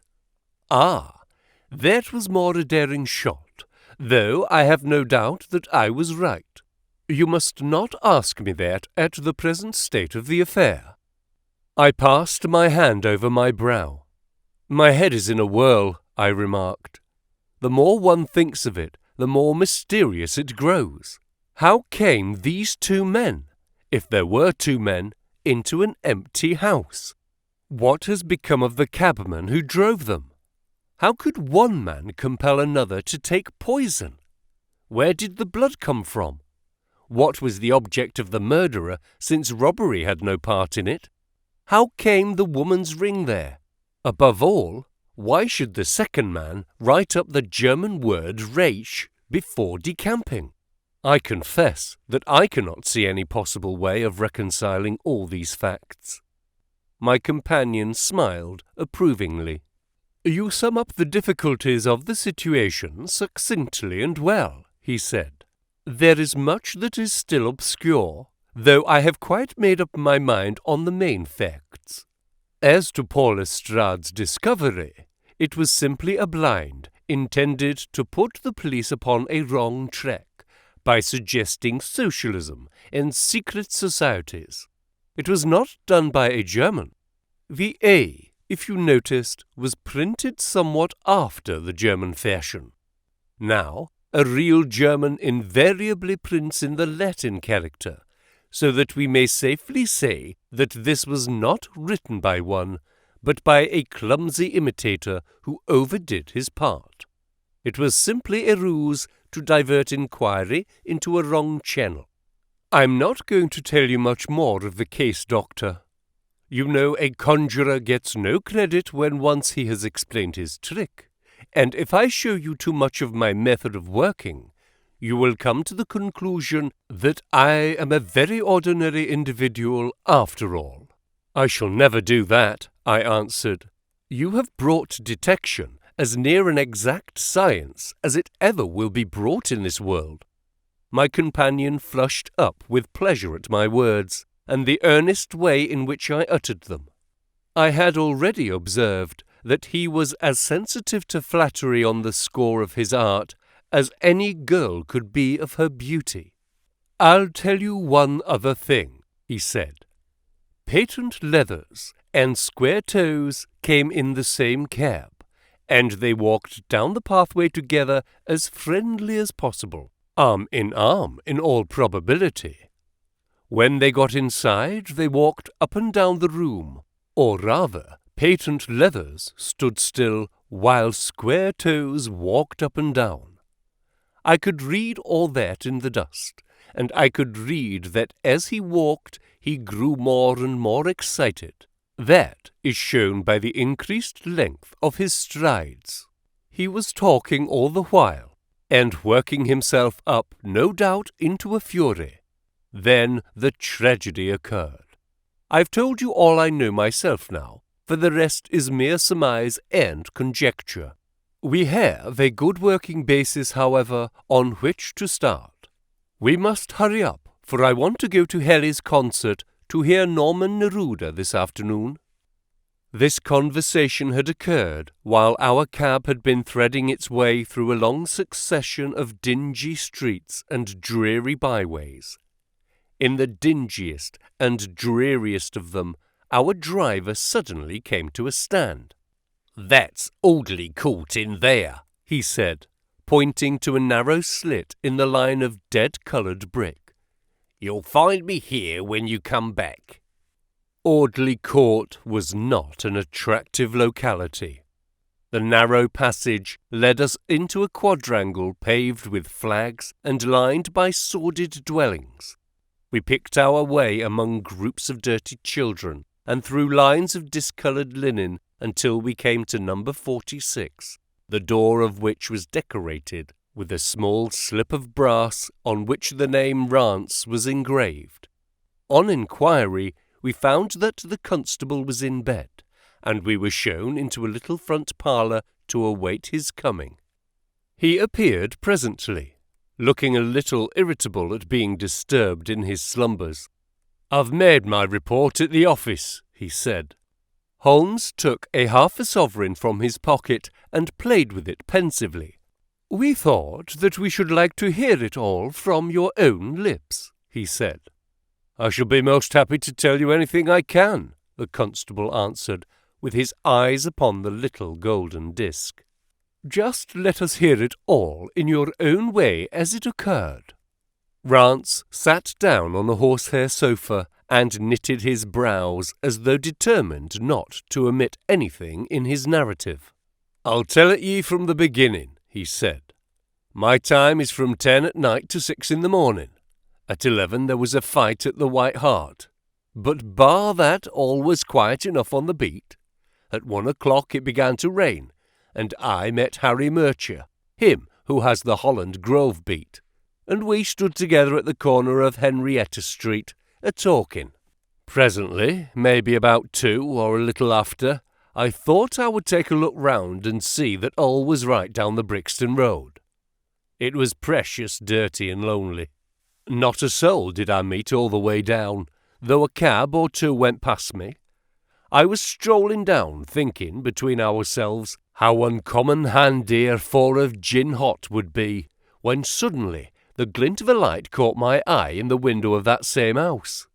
Now, I knew that 2 of them houses in Lauriston Gardens was empty on account of him that owns them, who won't have the drain seen to, though the very last tenant what lived in one of them died of typhoid fever. I was knocked all in a heap, therefore, at seeing a light in the window, and I suspected as something was wrong. When I got to the door, you stopped and then walked back to the garden gate," my companion interrupted. "What did you do that for?" Rance gave a violent jump and stared at Sherlock Holmes with the utmost amazement upon his features. "Why, "That's true, sir," he said, "though how you come to know it, heaven only knows. You see, when I got up to the door, it was so still and so lonesome that I thought I'd be none the worse for someone with me. I ain't afeard of anything on this side of the grave, but I thought that maybe it was him that died of the typhoid, inspecting the drains what killed him. The thought gave me a kind of turn, and I walked back to the gate to see if I could see Murcher's lantern, but there wasn't no sign of him, nor of anyone else." "There was no one in the street?" "Not a living soul, sir, nor as much as a dog. Then I pulled myself together and went back and pushed the door open. All was quiet inside, so I went into the room where the light was a-burning. There was a candle flickering on the mantelpiece, a red wax one, and by its light I saw— Yes, I know all that you saw. You walked round the room several times, and you knelt down by the body, and then you walked through and tried the kitchen door, and then—" John Rance sprang to his feet with a frightened face and suspicion in his eyes. "Where was you hid to see all that?" he cried. "It seems to me that you knows a deal more than you should." Holmes laughed and threw his card across the table to the constable. "Oh, don't get arresting me for the murder," he said. "I am one of the hounds, and not the wolf. Mr. Gregson or Mr. Lestrade will answer for that. Go on, though. What did you do next?" Rance resumed his seat, without, however, losing his mystified expression. "I went back to the gate and sounded my whistle. That brought Murcher and two more to the spot." "Was the street empty then?" "Well, it was, as far as anybody that could be of any good goes." "What do you mean?" The constable's features broadened into a grin. "I've seen many a drunk chap in my time," he said, "but never anyone so crying drunk as that cove. He was at the gate when I came out, a-leaning up again the railings, and a-singing at a pitch of his lungs about Columbine's newfangled banner, or some such stuff. He couldn't stand, far less help." "What sort of man was he?" asked Sherlock Holmes. John Rance appeared to be somewhat irritated at this digression. "He was an uncommon drunk sort of man," he said. "He'd have found himself in the station if we hadn't been so took up. His face, his dress, didn't you notice them?" Holmes broke in impatiently. "I should think I did notice them, seeing that I had to prop him up, me and Murcher between us. He was a long chap, with a red face, the lower part muffled round." "That will do," cried Holmes. "What became of him?" "We'd enough to do without looking after him," the policeman said in an aggrieved voice. "I'll wager he found his way home all right." "How was he dressed?" "A brown overcoat." "Had he a whip in his hand?" "A whip? No." "He must have left it behind," muttered my companion. "You didn't happen to see or hear a cab after that?" "No." "There's half a sovereign for you," my companion said, standing up and taking his hat. "I'm afraid, Rance, that you will never rise in the force. That head of yours should be for use as well as ornament. You might have gained your sergeant's stripes last night. The man whom you held in your hands is the man who holds the clue of this mystery, and whom we are seeking. There is no use of arguing about it now. I tell you that it is so. Come along, Doctor." We started off for the cab together, leaving our informant incredulous, but obviously uncomfortable. "The blundering fool," Holmes said bitterly as we drove back to our lodgings. "Just to think of his having such an incomparable bit of good luck and not taking advantage of it. I am rather in the dark still. Is it true that the description of this man tallies with your idea of the second party in this mystery? But why should he come back to the house after leaving it? That is not the way of criminals. The ring, man, the ring. That was what he came back for. If we have no other way of catching him, we can always bait our line with the ring. I shall have him, Doctor. I'll lay you 2-to-1 that I have him. I must thank you for it all. I might not have gone but for you, and so have missed the finest study I ever came across. A study in scarlet, eh? Why shouldn't we use a little art jargon? There's the scarlet thread of the murder running through the colourless skein of life, and our duty is to unravel it, and isolate it, and expose every inch of it. And now for lunch, and then for Norman Neruda. Her attack and her bowing are splendid. What's that little thing of Chopin she plays so magnificently? Tra-la-la-la-lira-lira-lay. Leaning back in the cab, this amateur bloodhound carolled away like a lark, while I meditated upon the many-sidedness of the human mind.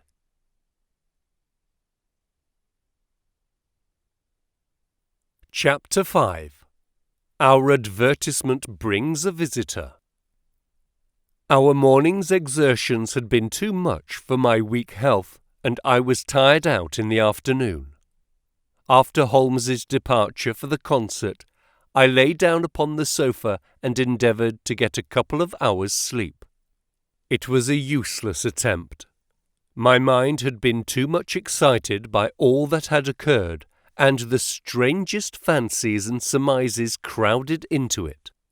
Every time that I closed my eyes, I saw before me the distorted, baboon-like countenance of the murdered man.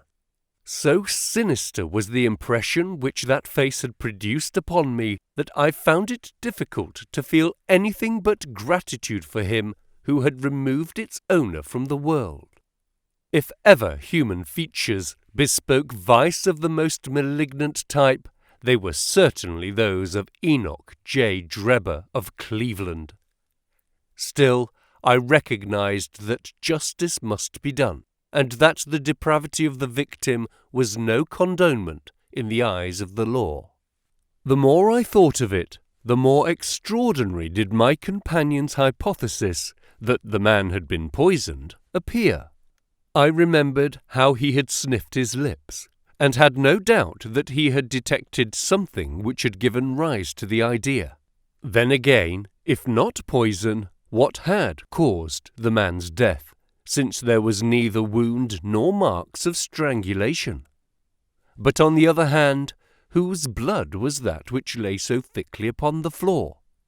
There were no signs of a struggle, nor had the victim any weapon with which he might have wounded an antagonist.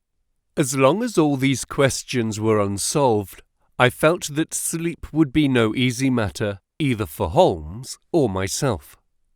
His quiet, self-confident manner convinced me that he had already formed a theory which explained all the facts, though what it was I could not for an instant conjecture.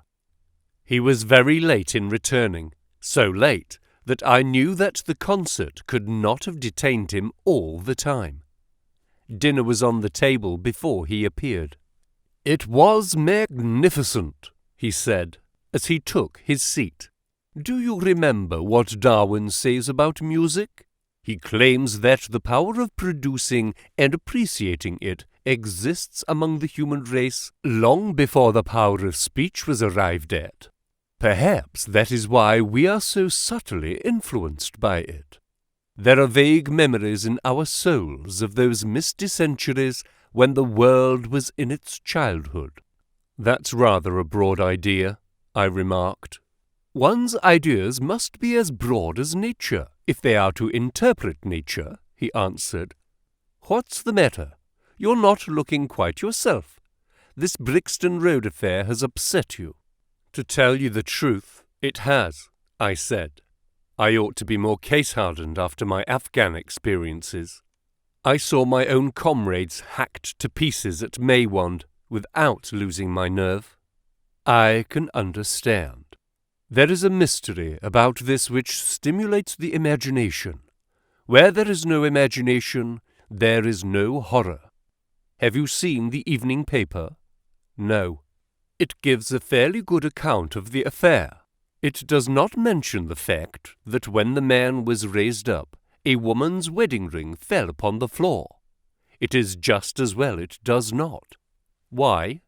Look at this advertisement, he answered. I had one sent to every paper this morning immediately after the affair. He threw the paper across to me and I glanced at the place indicated. It was the first announcement in the Found column. In Brixton Road this morning, it ran, a plain gold wedding ring found in the roadway between the White Hart Tavern and Holland Grove. Apply Dr. Watson, 221B Baker Street, between 8 and 9 this evening. Excuse me using your name, he said. If I used my own, some of these dunderheads would recognize it and want to meddle in the affair. That's all right, I answered. But supposing anyone applies? I have no ring. Oh yes, you have, he said, handing me one. This will do very well. It is almost a facsimile. And who do you expect will answer this advertisement? Why, the man in the brown coat, our florid friend with the square toes. If he does not come himself, he will send an accomplice. Would he not consider it as too dangerous? Not at all. If my view of the case is correct, and I have every reason to believe that it is, this man would rather risk anything than lose the ring. According to my notion, he dropped it while stooping over Drebber's body, and did not miss it at the time. After leaving the house, he discovered his loss and hurried back, but found the police already in possession, owing to his own folly in leaving the candle burning. He had to pretend to be drunk in order to allay the suspicions which might have been aroused by his appearance at the gate. Now, put yourself in that man's place. On thinking the matter over, it must have occurred to him that it was possible that he had lost the ring in the road after leaving the house. What would he do then? He would eagerly look out for the evening papers in the hope of seeing it among the articles found. His eye, of course, would light upon this. He would be overjoyed. Why should he fear a trap? There would be no reason in his eyes why the finding of a ring should be connected with the murder. He would come. He will come. You shall see him within an hour. And then, I asked, Oh, you can leave me to deal with him then. Have you any arms? I have my old service revolver and a few cartridges. You had better clean it and load it. He will be a desperate man, and though I shall take him unawares, it is as well to be ready for anything. I went to my bedroom and followed his advice. When I returned with the pistol, the table had been cleared, and Holmes was engaged in his favourite occupation of scraping upon his violin. The plot thickens, he said as I entered. I have just had an answer to my American telegram. My view of the case is the correct one. And that is? I asked eagerly. My fiddle would be the better for new strings, he remarked. Put your pistol in your pocket. When the fellow comes, speak to him in an ordinary way. Leave the rest to me. Don't frighten him by looking at him too hard. It's 8 o'clock now, I said, glancing at my watch. Yes, he will probably be here in a few minutes. Open the door slightly. That will do. Now put the key on the inside. Thank you. This is a queer old book I picked up at his stall yesterday. De Jure Intergentes, published in Latin at Liège in the Lowlands in 1642. Charles's head was still firm on his shoulders when this little brown-backed volume was struck off. Who is the printer? Philippe de Croix, whoever he may have been. On the flyleaf, in very faded ink, is written Ex Libris Guglielmi White. I wonder who William White was. Some pragmatical 17th-century lawyer, I suppose. His writing has a legal twist about it. Here comes our man, I think. As he spoke, there was a sharp ring at the bell. Sherlock Holmes rose softly and moved his chair in the direction of the door. We heard the servant pass along the hall and the sharp click of the latch as she opened it. "Does Dr. Watson live here?" asked a clear but rather harsh voice. We could not hear the servant's reply, but the door closed, and someone began to ascend the stairs. The footfall was an uncertain and shuffling one. A look of surprise passed over the face of my companion as he listened to it. It came slowly along the passage, and there was a feeble tap at the door. "Come in," I cried. At my summons, instead of the man of violence whom we expected, a very old and wrinkled woman hobbled into the apartment. She appeared to be dazzled by the sudden blaze of light, and after dropping a curtsy, she stood blinking at us with her bleared eyes and fumbling in her pocket with nervous, shaky fingers. I glanced at my companion, and his face had assumed such a disconsolate expression that it was all I could do to keep my countenance. The old crone drew out an evening paper and pointed at our advertisement. "It's this as has brought me, good gentleman," she said, dropping another curtsy. "A gold wedding ring in the Brixton Road.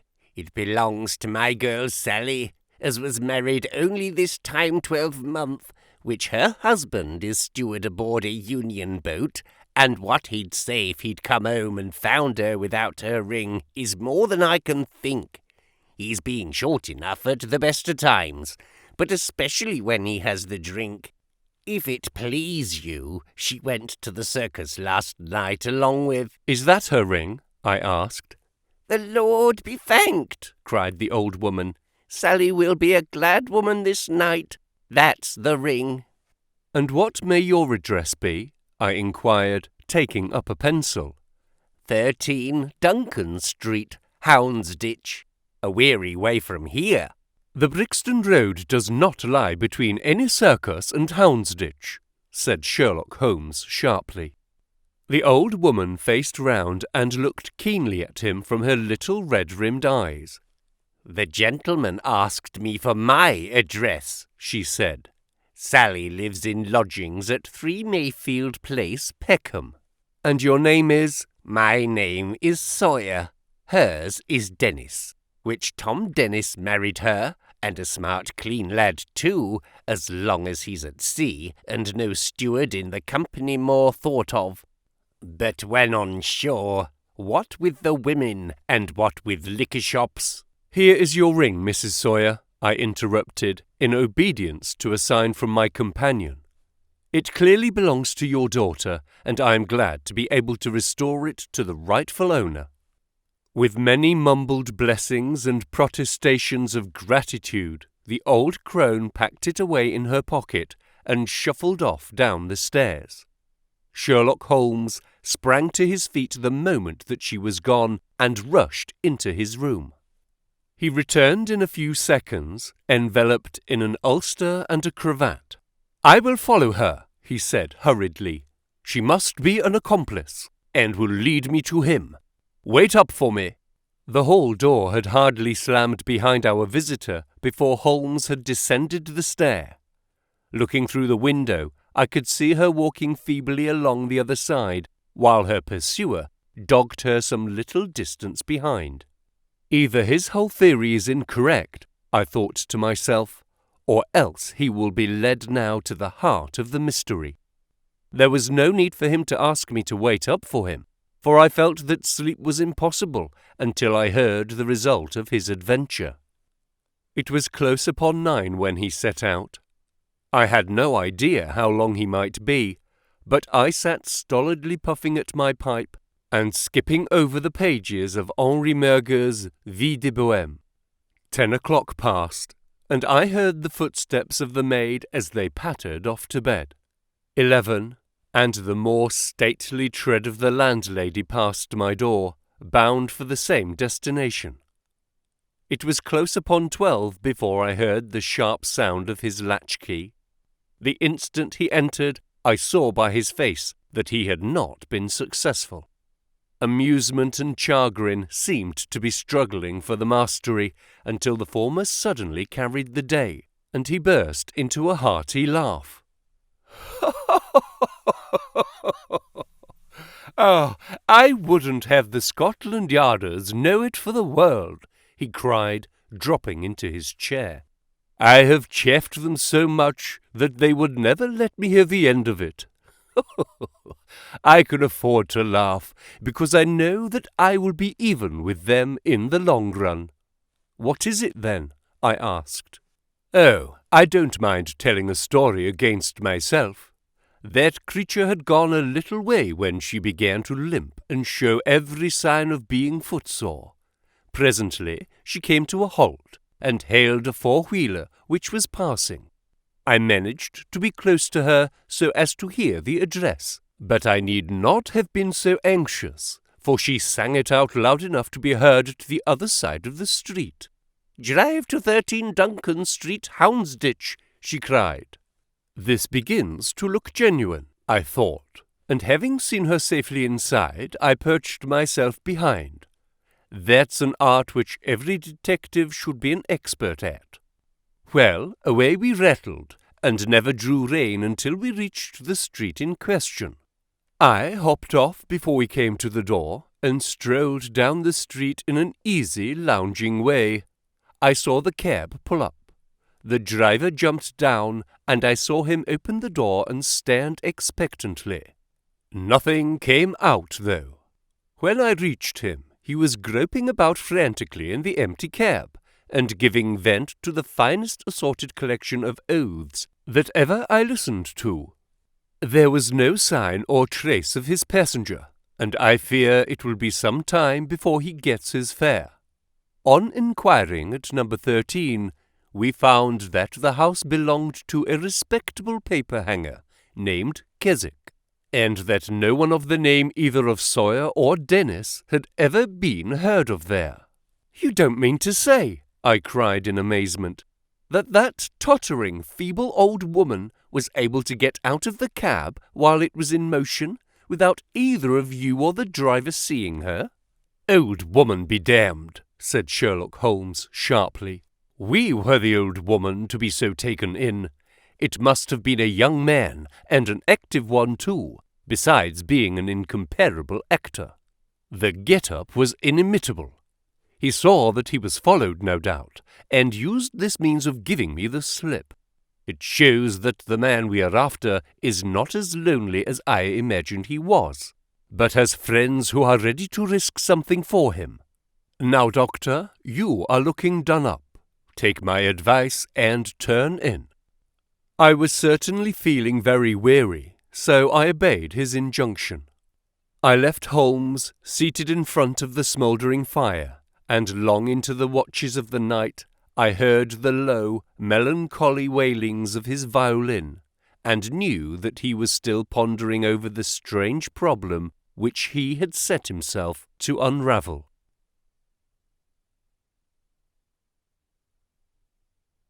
Chapter 6. Tobias Gregson shows what he can do. The papers next day were full of the Brixton mystery, as they termed it. Each had a long account of the affair, and some had leaders upon it in addition. There was some information in them which was new to me. I still retain in my scrapbook numerous clippings and extracts bearing upon the case. Here is a condensation of a few of them. The Daily Telegraph remarked that in the history of crime there had seldom been a tragedy which presented stranger features. The German name of the victim, the absence of all other motive, and the sinister inscription on the wall all pointed to its perpetration by political refugees and revolutionists. The Socialists had many branches in America, and the deceased had no doubt infringed their unwritten laws and been tracked down by them.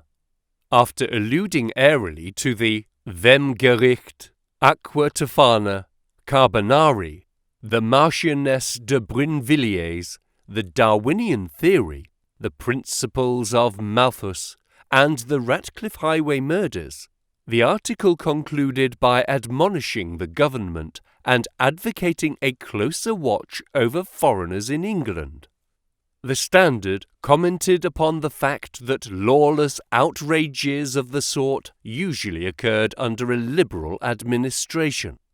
They arose from the unsettling of the minds of the masses and the consequent weakening of all authority. The deceased was an American gentleman who had been residing for some weeks in the metropolis. He had stayed at the boarding house of Madame Charpentier in Torquay Terrace, Camberwell. He was accompanied in his travels by his private secretary, Mr. Joseph Stangerson. The two bade adieu to their landlady on Tuesday the 4th and departed to Euston Station with the avowed intention of catching the Liverpool Express. They were afterwards seen together upon the platform. Nothing more is known of them until Mr. Drebber's body was, as recorded, discovered in an empty house in the Brixton Road, many miles from Euston. How he came there, or how he met his fate, are questions which are still involved in mystery. Nothing is known of the whereabouts of Stangerson.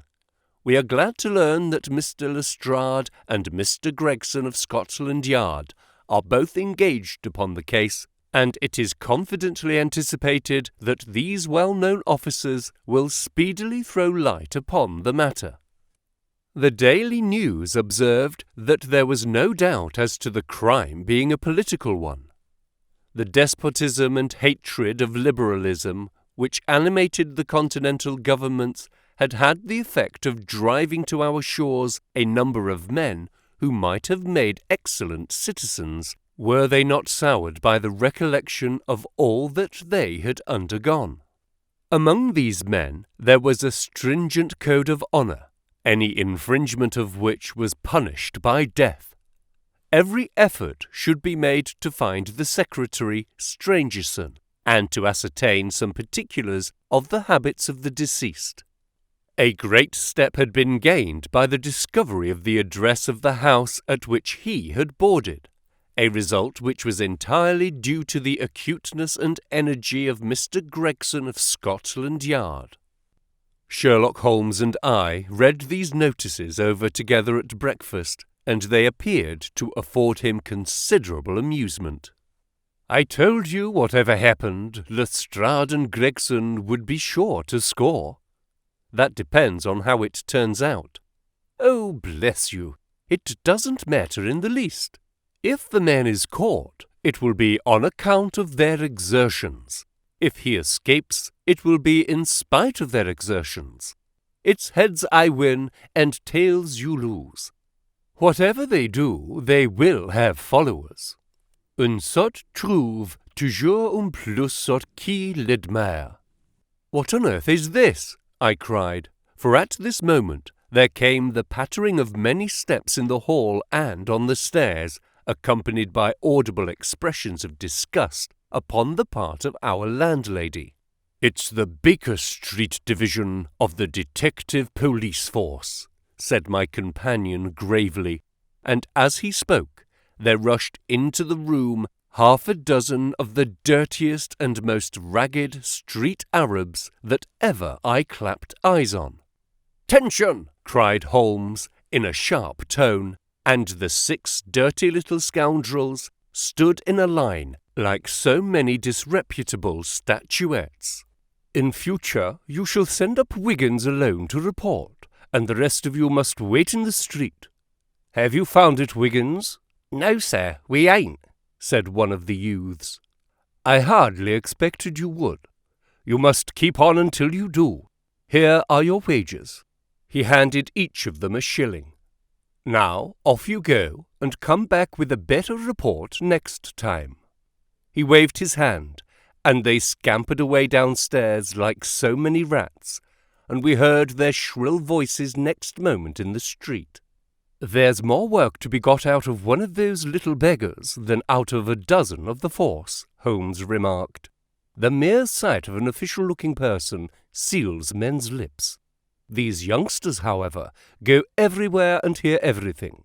They are as sharp as needles, too, All they want is organization. Is it on this Brixton case that you are employing them? I asked. Yes. There is a point which I wish to ascertain. It is merely a matter of time. Hello, are we going to hear some news now with a vengeance? Here is Gregson coming down the road with beatitude written upon every feature of his face.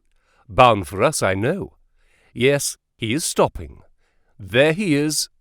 There was a violent peal at the bell, and in a few seconds the fair-haired detective came up the stairs, 3 steps at a time, and burst into our sitting-room.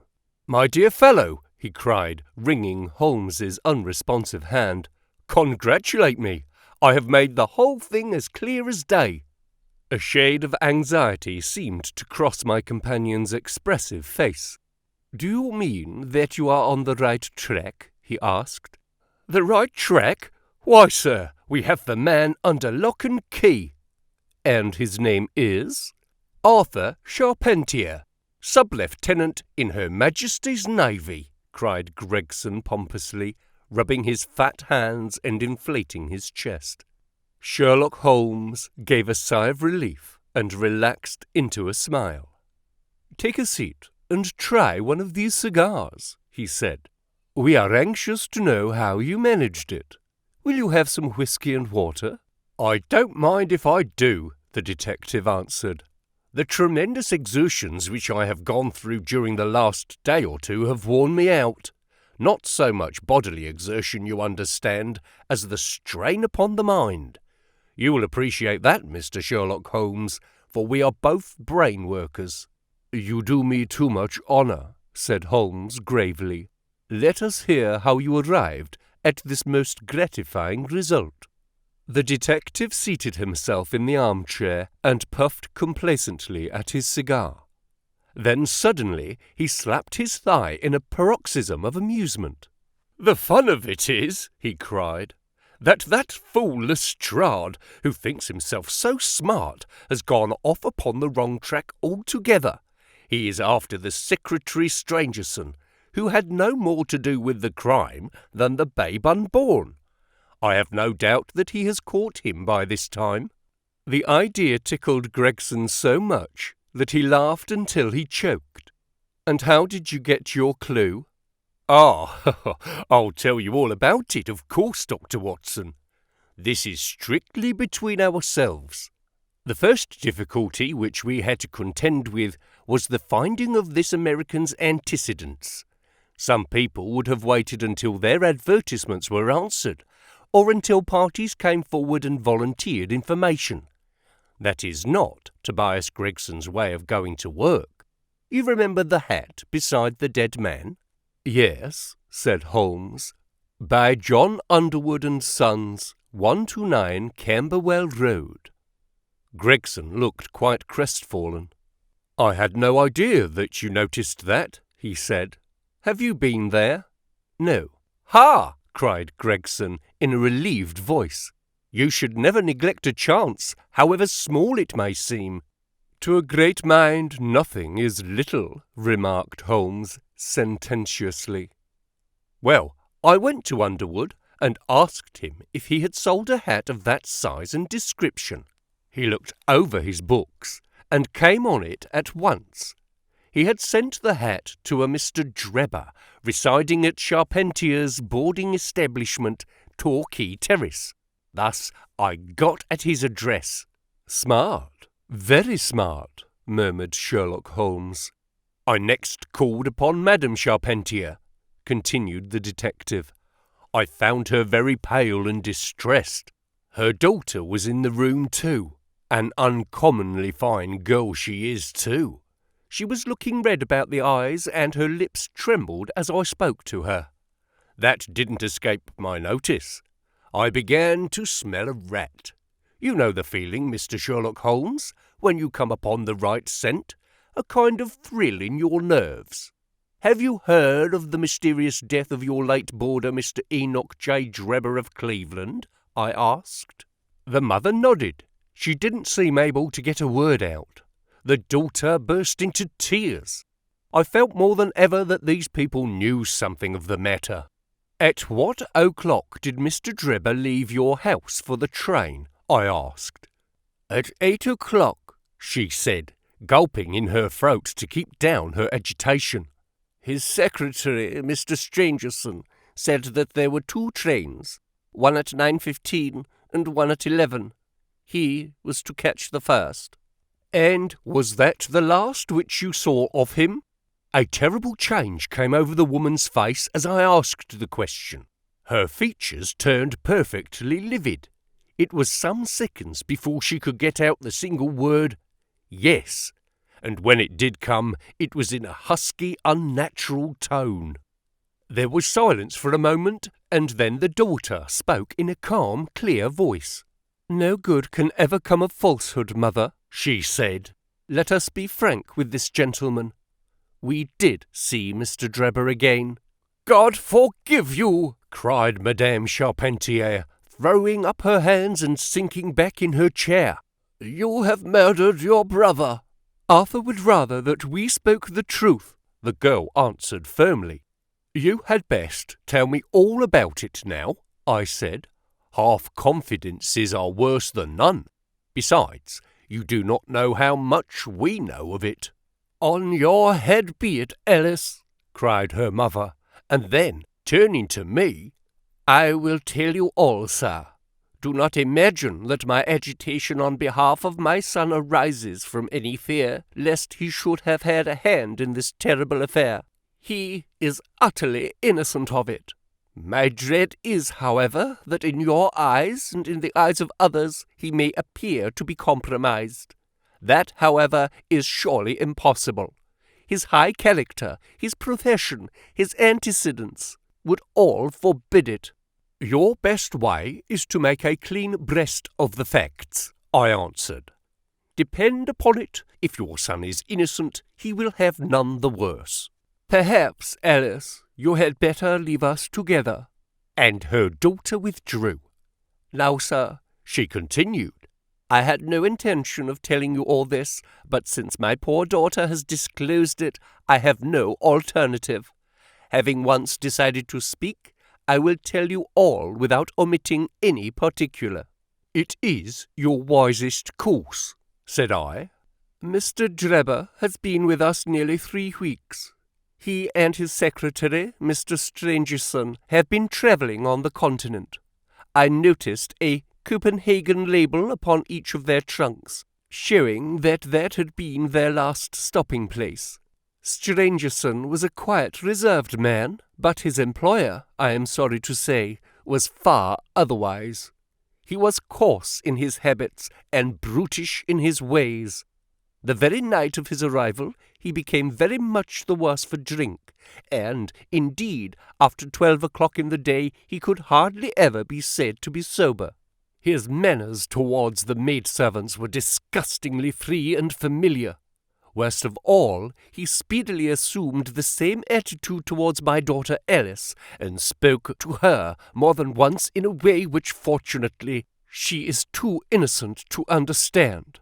On one occasion he actually seized her in his arms and embraced her, an outrage which caused his own secretary to reproach him for his unmanly conduct.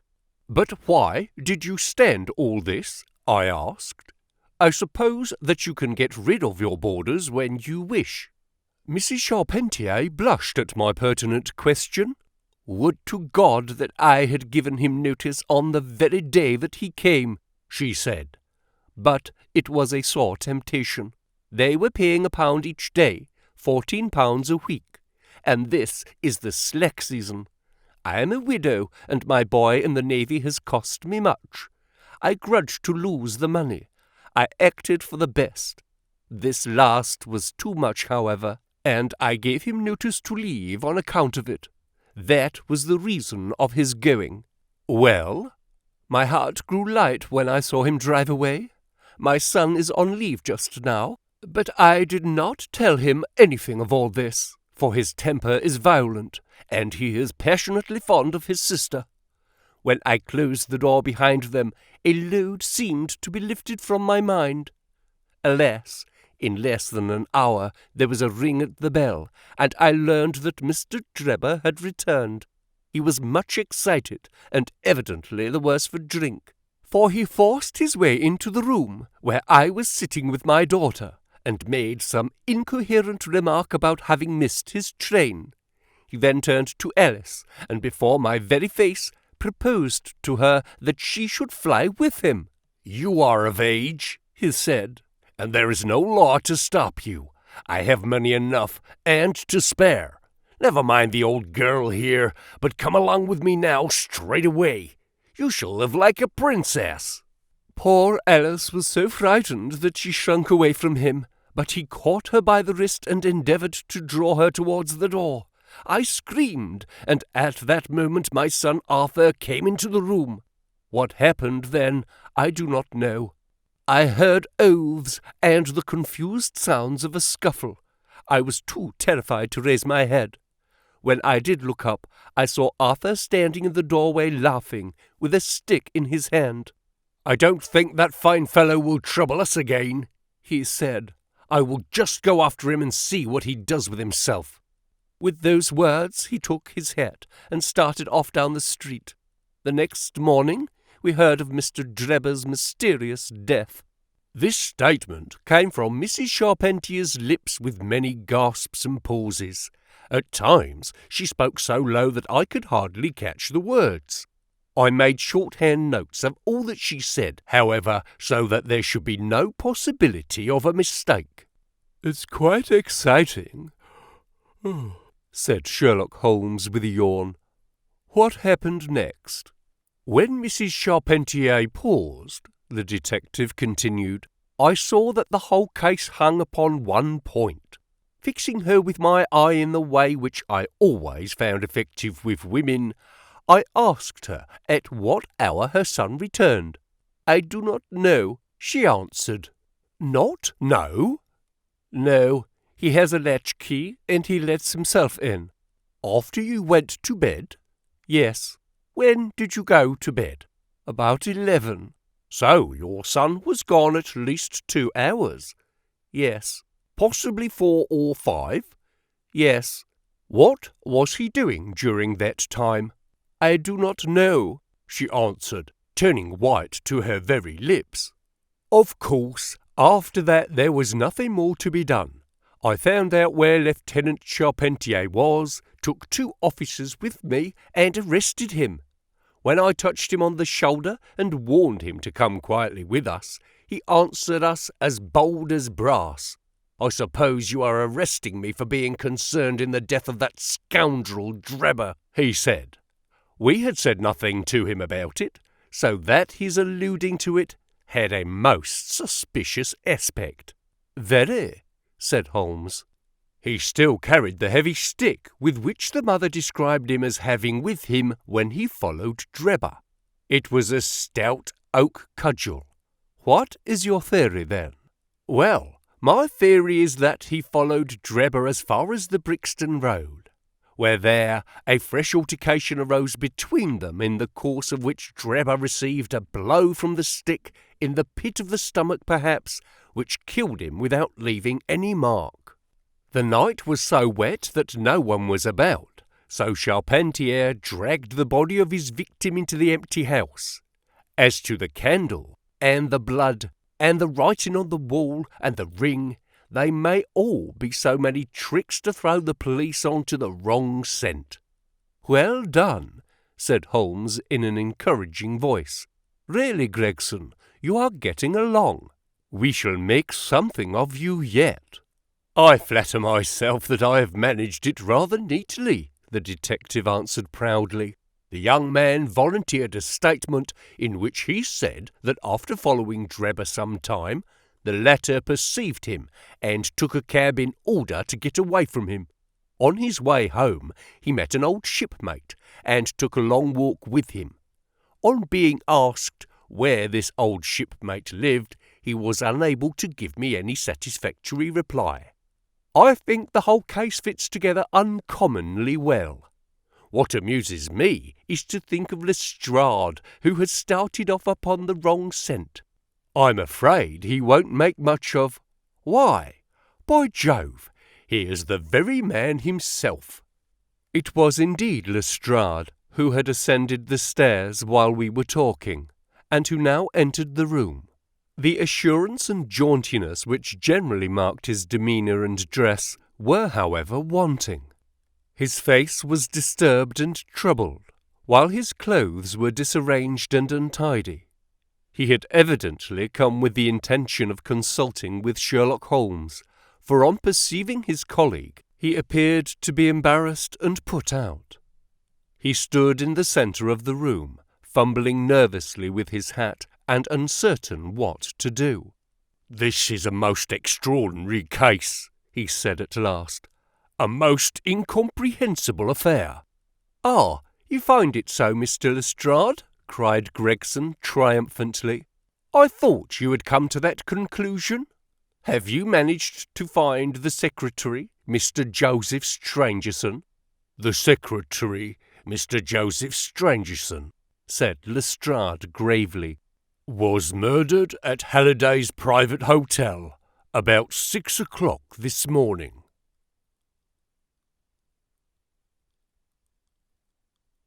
Chapter 7. Light in the Darkness.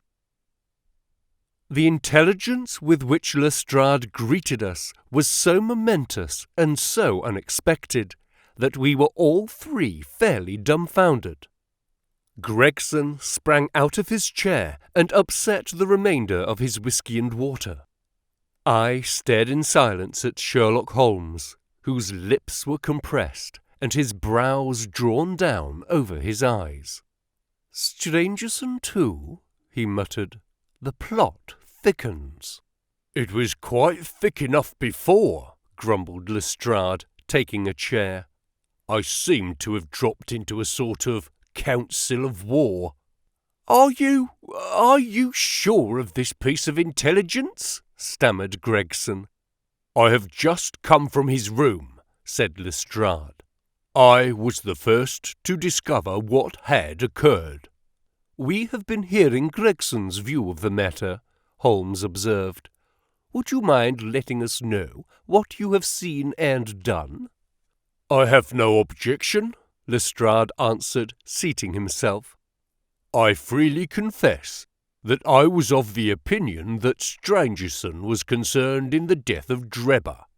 This fresh development has shown me that I was completely mistaken. Full of the one idea, I set myself to find out what had become of the secretary.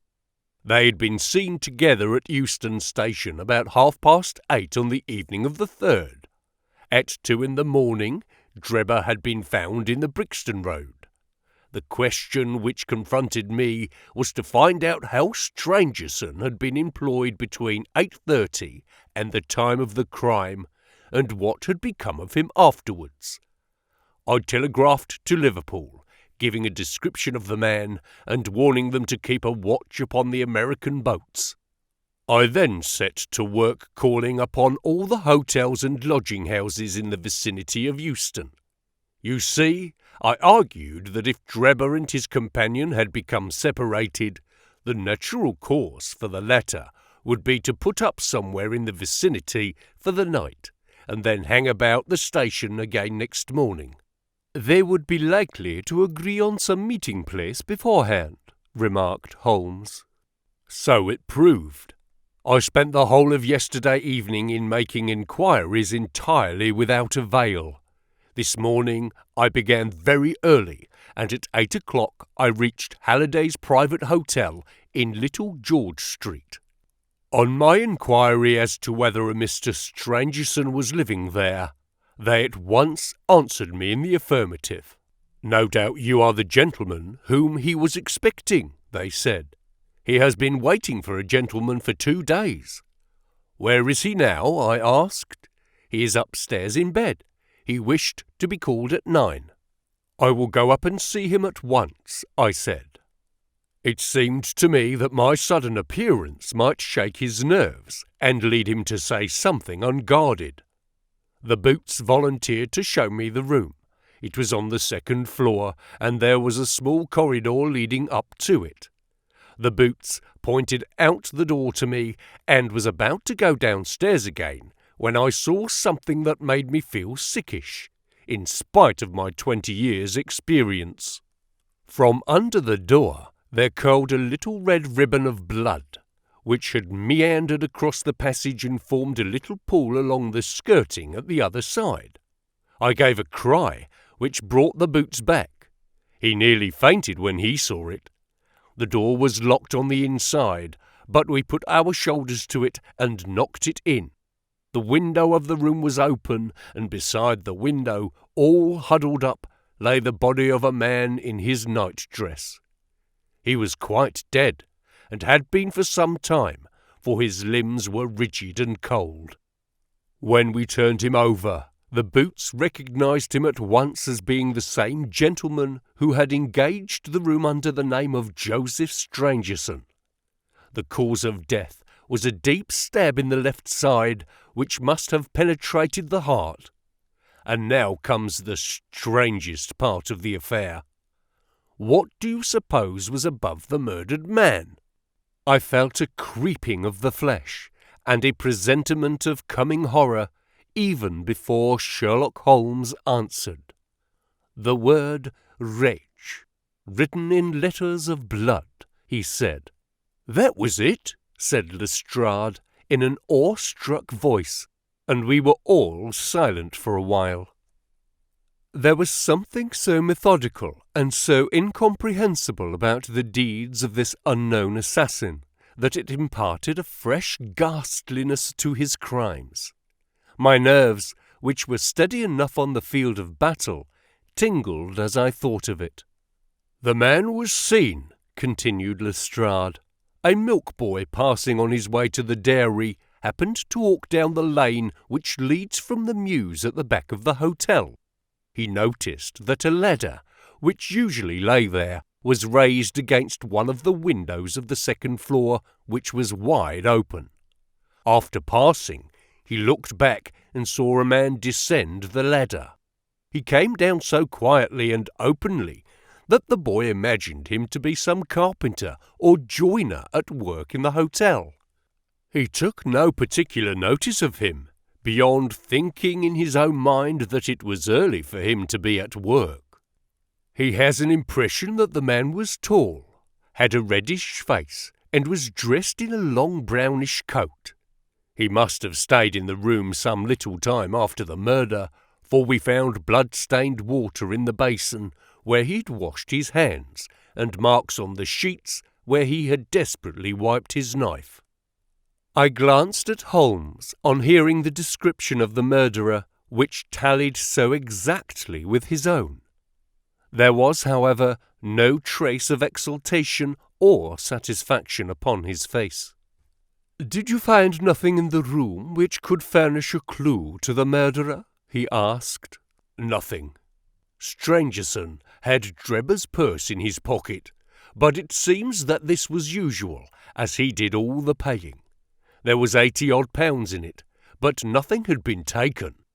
Whatever the motives of these extraordinary crimes, robbery is certainly not one of them. There were no papers or memoranda in the murdered man's pocket, except a single telegram dated from Cleveland about a month ago, and containing the words, 'J.H. is in Europe.' There was no name appended to this message." "And there was nothing else?" Holmes asked. "Nothing of any importance. The man's novel, with which he had read himself to sleep, was lying upon the bed, and his pipe was on the chair beside him. There was a glass of water on the table, and on the window-sill a small chip ointment box containing a couple of pills." Sherlock Holmes sprang from his chair with an exclamation of delight. "The last link!" he cried exultantly. "My case is complete." The two detectives stared at him in amazement. "I have now in my hands," my companion said confidently, "all the threads which have formed such a tangle. There are, of course, details to be filled in, but I am as certain of all the main facts, from the time that Drebber parted from Strangerson at the station up to the discovery of the body of the latter, as if I had seen them with my own eyes. I will give you a proof of my knowledge. Could you lay your hand upon those pills?" "I have them," said Lestrade, producing a small white box. "I took them and the purse and the telegram, intending to have them put in a place of safety at the police station. It was the merest chance my taking these pills, for I am bound to say that I do not attach any importance to them." "Give them here," said Holmes. "Now, Doctor," turning to me, "are those ordinary pills?" They certainly were not. They were of a pearly grey colour, small, round, and almost transparent against the light. From their lightness and transparency, I should imagine that they are soluble in water, I remarked. "Precisely so," answered Holmes. "Now, would you mind going down and fetching that poor little devil of a terrier which has been bad so long, and which the landlady wanted you to put out of its pain yesterday?" I went downstairs and carried the dog upstairs in my arms. Its laboured breathing and glazing eye showed that it was not far from its end. Indeed, its snow-white muzzle proclaimed that it had already exceeded the usual term of canine existence. I placed it upon a cushion on the rug. "I will now cut one of these pills in two," said Holmes, and drawing his penknife, he suited the action to the word. "One half we return into the box for future purposes. The other half I will place in this wine-glass, in which is a teaspoon of water. You perceive that our friend the doctor is right, and that it readily dissolves." "This may be very interesting," said Lestrade, in the injured tone of one who suspects that he is being laughed at. "I cannot see, however, what it has to do with the death of Mr. Joseph Strangerson." "Patience, my friend, patience. You will find in time that it has everything to do with it. I shall now add a little milk, to make the mixture palatable, and on presenting it to the dog, we find that he laps it up readily enough." As he spoke, he turned the contents of the wine-glass into a saucer and placed it in front of the terrier, who speedily licked it dry. Sherlock Holmes's earnest demeanour had so far convinced us that we all sat in silence, watching the animal intently and expecting some startling effect. None such appeared, however. The dog continued to lie stretched upon the cushion, breathing in the laboured way, but apparently neither the better nor worse for its draught. Holmes had taken out his watch, and as minute followed minute without result, an expression of the utmost chagrin and disappointment appeared upon his features. He gnawed his lip, drummed his fingers upon the table, and showed every other symptom of acute impatience. So great was his emotion that I felt sincerely sorry for him, while the two detectives smiled derisively, by no means displeased at this check which he had met. "It can't be a coincidence," he cried at last, springing from his chair and pacing wildly up and down the room.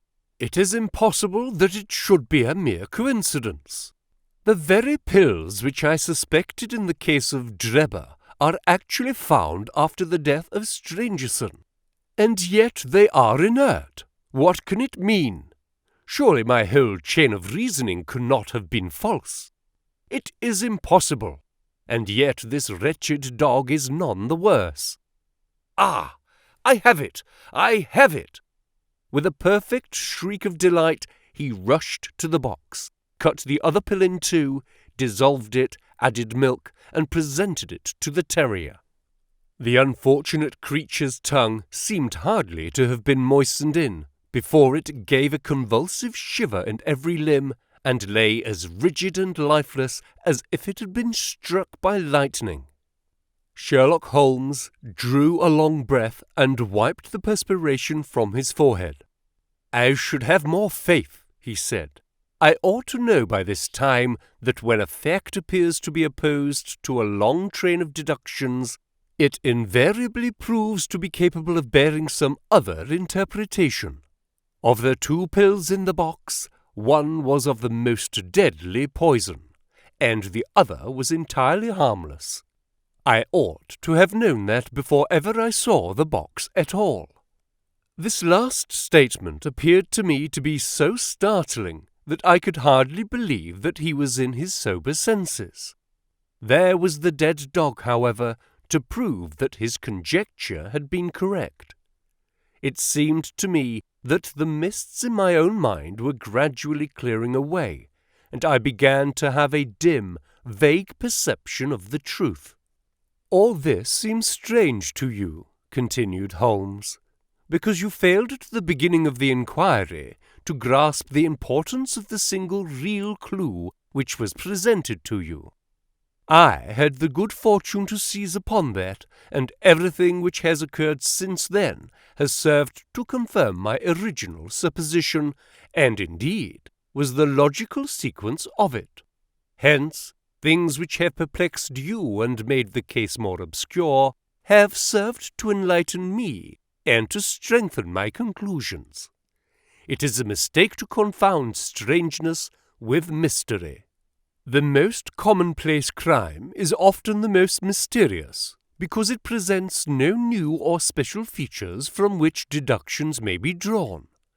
This murder would have been infinitely more difficult to unravel had the body of the victim been simply found lying in the roadway, without any of those ultra and sensational accompaniments which have rendered it remarkable. These strange details, far from making the case more difficult, have really had the effect of making it less so." Mr. Gregson, who had listened to this address with considerable impatience, could contain himself no longer. "Look here, Mr. Sherlock Holmes," he said, "we are all ready to acknowledge that you are a smart man, and that you have your own methods of working. We want something more than mere theory and preaching now, though. It is a case of taking the man. I have made my case out, and it seems I was wrong.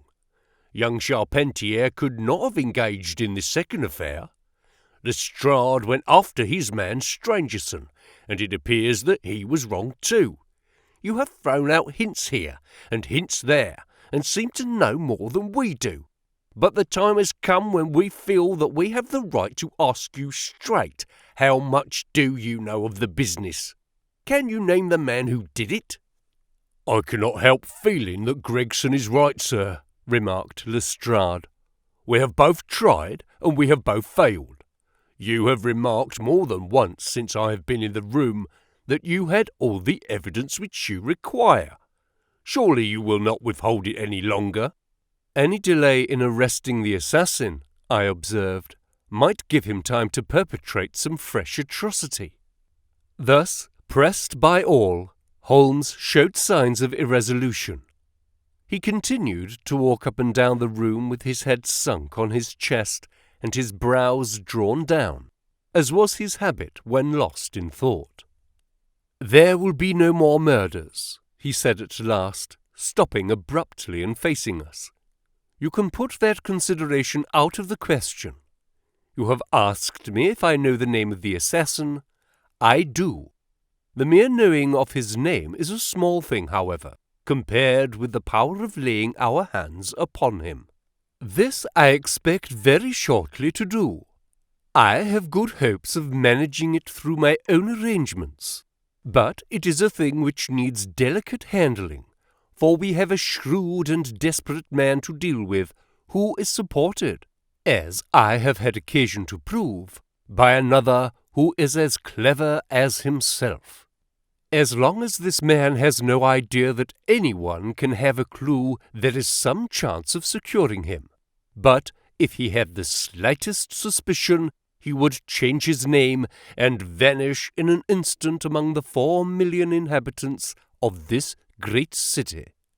Without meaning to hurt either of your feelings, I am bound to say that I consider these men to be more than a match for the official force. and that is why I have not asked your assistance. If I fail, I shall of course incur all the blame due to this omission, but that I am prepared for. At present, I am ready to promise that the instant that I can communicate with you without endangering my own combinations, I shall do so." Gregson and Lestrade seemed to be far from satisfied by this assurance, or by the depreciating allusion to the detective police. The former had flushed up to the roots of his flaxen hair, while the other's beady eyes glistened with curiosity and resentment. Neither of them had time to speak, however, before there was a tap at the door, and the spokesman of the street Arabs, young Wiggins, introduced his insignificant and unsavoury person. "Please, sir," he said, touching his forelock, "I have the cab downstairs." "Good boy," said Holmes blandly. "Why don't you introduce this pattern at Scotland Yard?" he continued, taking a pair of steel handcuffs from a drawer. "See how beautifully the spring works? They fasten in an instant." "The old pattern is good enough," remarked Lestrade, "if we can only find the man to put them on." Very good," said Holmes, smiling. "The cabman may as well help me with my boxes. Just ask him to step up, Wiggins." I was surprised to find my companion speaking as though he were about to set out on a journey, since he had not said anything to me about it. There was a small portmanteau in the room, and this he pulled out and began to strap. He was busily engaged at it when the cabman entered the room. "Just give me a help with this buckle, cabman," he said, kneeling over his task and never turning his head. The fellow came forward with a somewhat sullen, defiant air and put his hands to assist. At that instant there was a sharp click, the jangling of metal, and Sherlock Holmes sprang to his feet again. "Gentlemen," he cried with flashing eyes, "let me introduce you to Mr. Jefferson Hope, the murderer of Enoch Drebber and of Joseph Stangerson." The whole thing occurred in a moment, so quickly that I had no time to realize it.